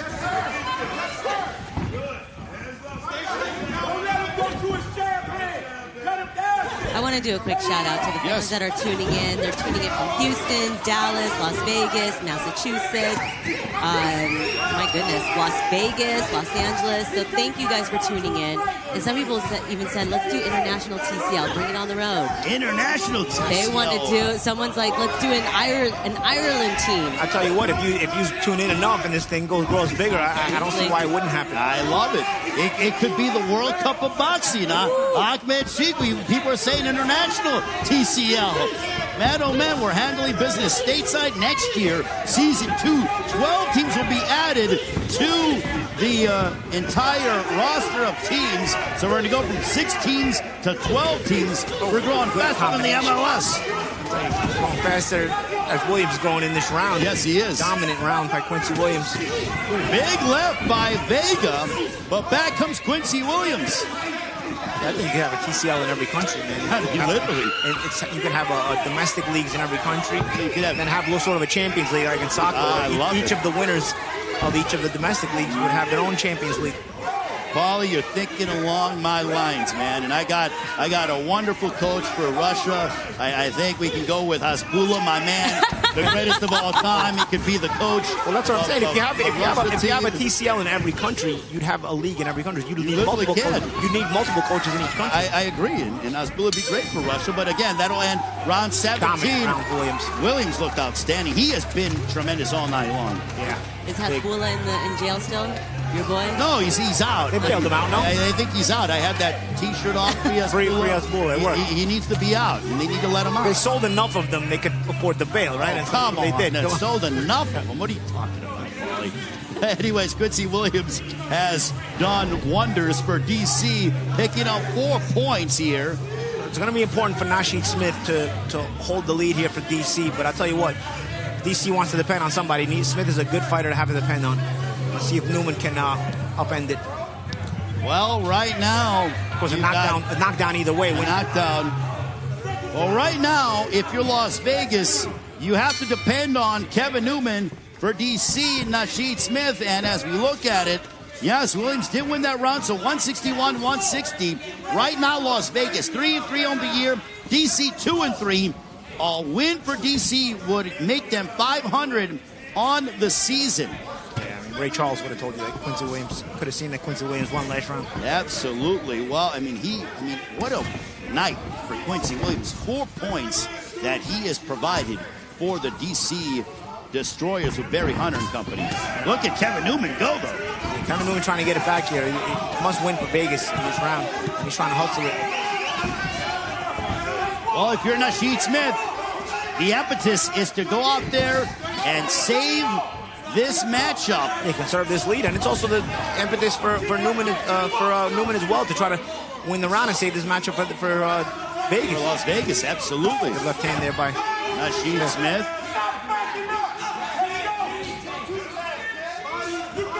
The jab by Nasheed Smith. Overhand left by the DC Destroyer. This is in the light heavyweight division. Straight left there by Nasheed Smith.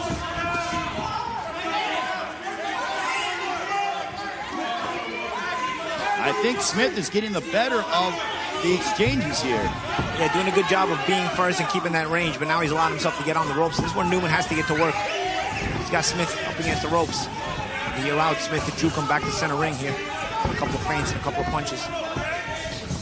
Coming up on 75 seconds to go, the 18th and final round here from Mohegan Sun Resort and Casino. Don't forget, vote back next Saturday night, 7 Eastern, 4 Pacific time here on the TCL YouTube page.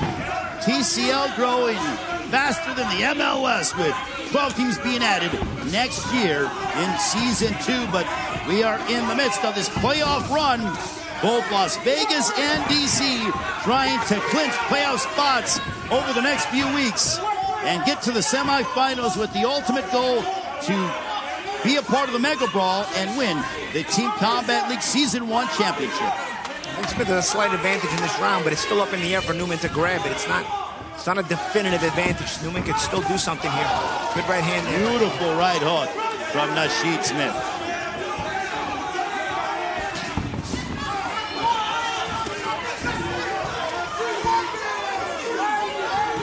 Oh, good hook there by Smith. Smith hammered Kevin Newman. The end of the 18th round is upon us. I think Smith has locked it in for DC.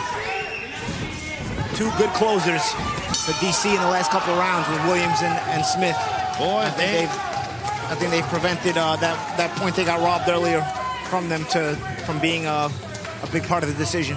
Cynthia Conti, as I prepare to go and get the official verdict, can you tell us about what the world is saying, who they believe won this out of Las Vegas or DC? A lot of the fans have DC winning. A lot of the fans, but so do we. Yeah. So I mean, but based off the performance, let's see. The DC Destroyer 64%, Las Vegas Hustle 35%. So everyone that voted, thank you very much. You guys saw the live scoring. We put it on the screen for you, so there is nothing hidden. You saw the fighters fight, and great knockouts, Paulie. Yeah. My God. Big statements. Woo. Between both doubleheaders and with some good knockouts. Quincy Williams, good stoppage in this matchup. Earlier tonight, we saw Hardy get stopped as well by the LA team. Yeah, it was interesting. Like every time I say by Flores. Yeah, and the interview with Flores, he was very, very content. He was very, he was happy with his performance. Yeah, he just said he just opened up and I got him. I mean, a stoppage in this is so big, such big momentum for your team. A three-point round comes into play so much, and because each and every round is competitive with these teams, they all have very capable rosters.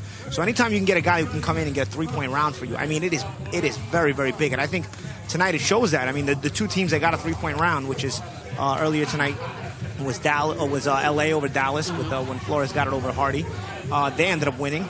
And I think tonight Williams getting a 3-point round for DC here in the second half of our doubleheader also comes into play, as I think that's going to make the difference in this one as well. Yeah.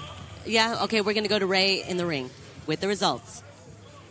Ladies and gentlemen, in the second half of our doubleheader between DC and Las Vegas, here is your final score. DC 171, Las Vegas 169. DC improves to 3-3 on the year. Las Vegas falls to 3-4 on the season. Congratulations to Barry Hunter and his entire team. Paulie, back to you. This is a very excited DC Destroyers team. And DC gets back to 500 at 3 wins, 3 losses. As you just heard Ray announce it, big win for DC. The playoffs are still a possibility as they are in the playoff race now at 3-3. See, Vegas falls to 3-4. LA is a team that's out of the playoff race. They're what are they at? 2-5. I think there's another team that's out of the playoff race right now. Who's the other team that's out of the playoff race, Ray? So the playoff standings. LA's out right now. So LA is on the outside looking in. One more team. And so we have DC. DC is now 3-3. Las Vegas falls to 3-4 on the season. Dallas, on the other hand, they are 2-4 on the year. So right now, Dallas and LA are out. So right now, Dallas and LA are out. Who are in are these two teams in Las Vegas and also DC, but and also New York and Atlanta. But Atlanta and New York have clinched playoff spots. So New York and Atlanta have clinched playoff spots. But right now, the two teams that are in are Las Vegas and DC. LA and Dallas are on the outside looking in from the playoff spots. So that is how things have unfolded LA and so Dallas. far. So LA basically got Dallas out of the playoff spot by beating them tonight, while they themselves stayed alive. Yes. So right now, over the next few weeks, it is likely possible that Dallas will be facing, now LA's facing a must-win from here on out. And they're playing New York. And they're going up against New York. Now, for Dallas, they are now facing a must-win situation from here on out as well. Wow. Going to be interesting, man. Going to be interesting close to the season because I mean, look, because DC and Vegas are going to want to protect their playoff spots that they are in right now, but they're just holding on by the skin of their teeth themselves.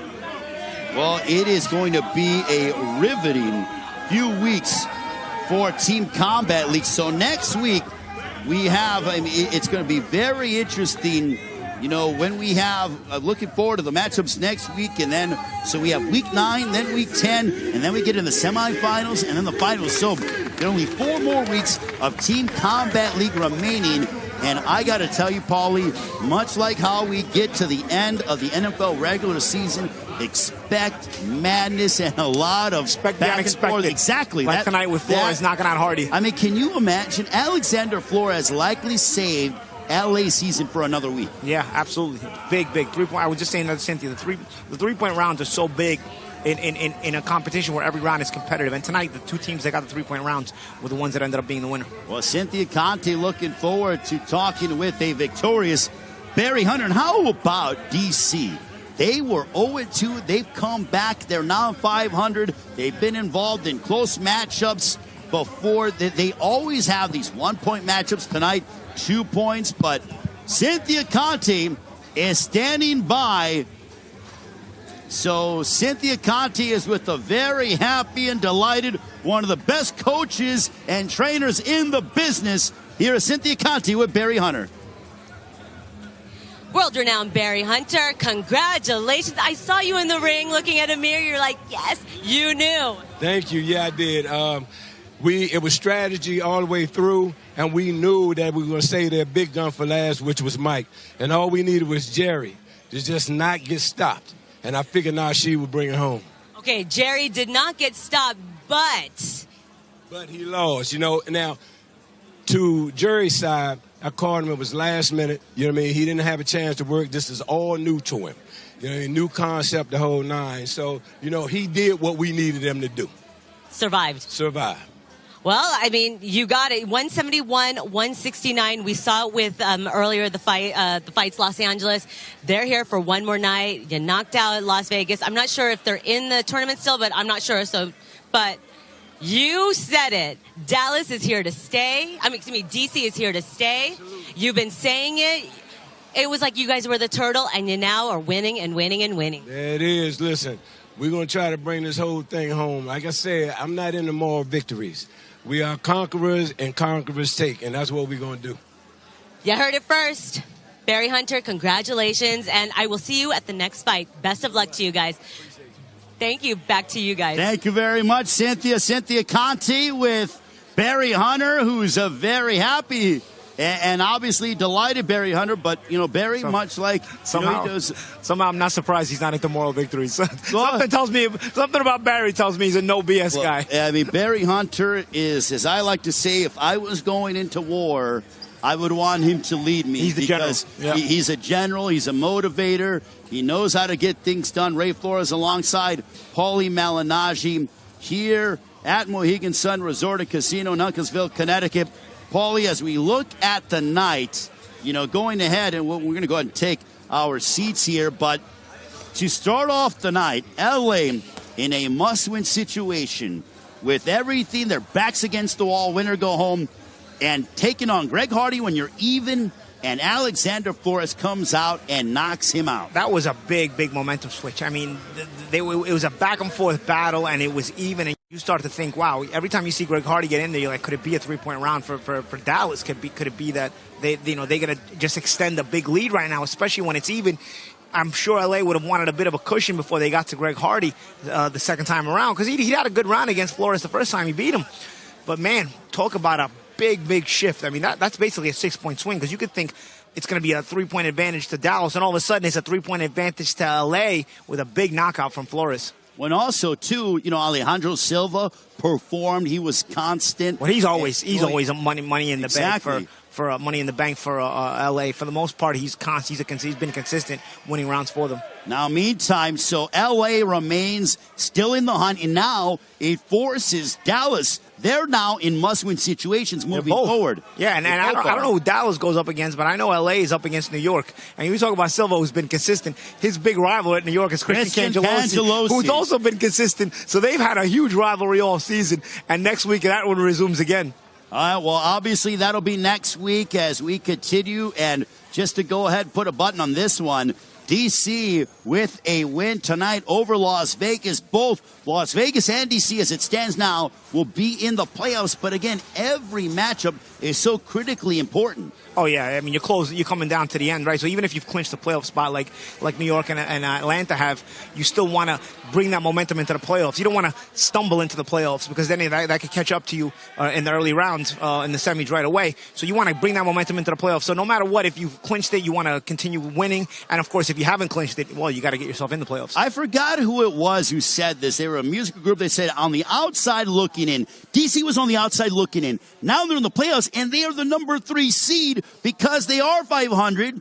Las Vegas falls to the number 4 seed as they're now below 500 at 3 and 4. Yeah, and Dallas falls out of the playoffs altogether. And Dallas is out of the playoffs altogether. So DC started 0-2, losing 1-point matchups, and now they have been storming back. You could always see that about DC. They were competing very, very well and coming up just short in a couple of those in those first two outings. We talked about the matchup against DC against New York. They were good every time. They were right there, and now they are the number 3 seed in the playoffs. My hat's off to Barry Hunter, but hey, how about the performance tonight of the standouts that they've had? Quincy Williams, 4 big points tonight. Yeah, I mean, he was the star of the team. Got picked up at the big 3-point round when they needed it, and then again as he came back in, it was even once again. Las Vegas came storming back and had evened it up again. And Williams found himself in a position to, even though he had a 3-point round earlier, his team had blown that lead, and they needed him again, and he went and got that win for his round. So LA and DC victorious tonight. As it stands right now, they both have clinched playoff positions. Atlanta and New York, they are in the playoffs, and Las Vegas and DC in the playoffs. But victorious tonight, LA and DC. What a night. On behalf of Paulie Malignaggi, also Cynthia Conti, Amir Tyson, on behalf of our CEO, Ahmed Sheikh, the Gilmores, Chris Sr., Chris Jr., I'm Ray Flores saying so long from Mohegan Sun Resort and Casino. Alexander Flores with a knockout victory over Greg Hardy. What a night. We will talk to you a week from tomorrow night, Saturday, June 10th, 7 Eastern, 4 Pacific time. You've been watching Team Combat League. So long. Enjoy the rest of your weekend. Team Combat League will see you next Saturday. Good night.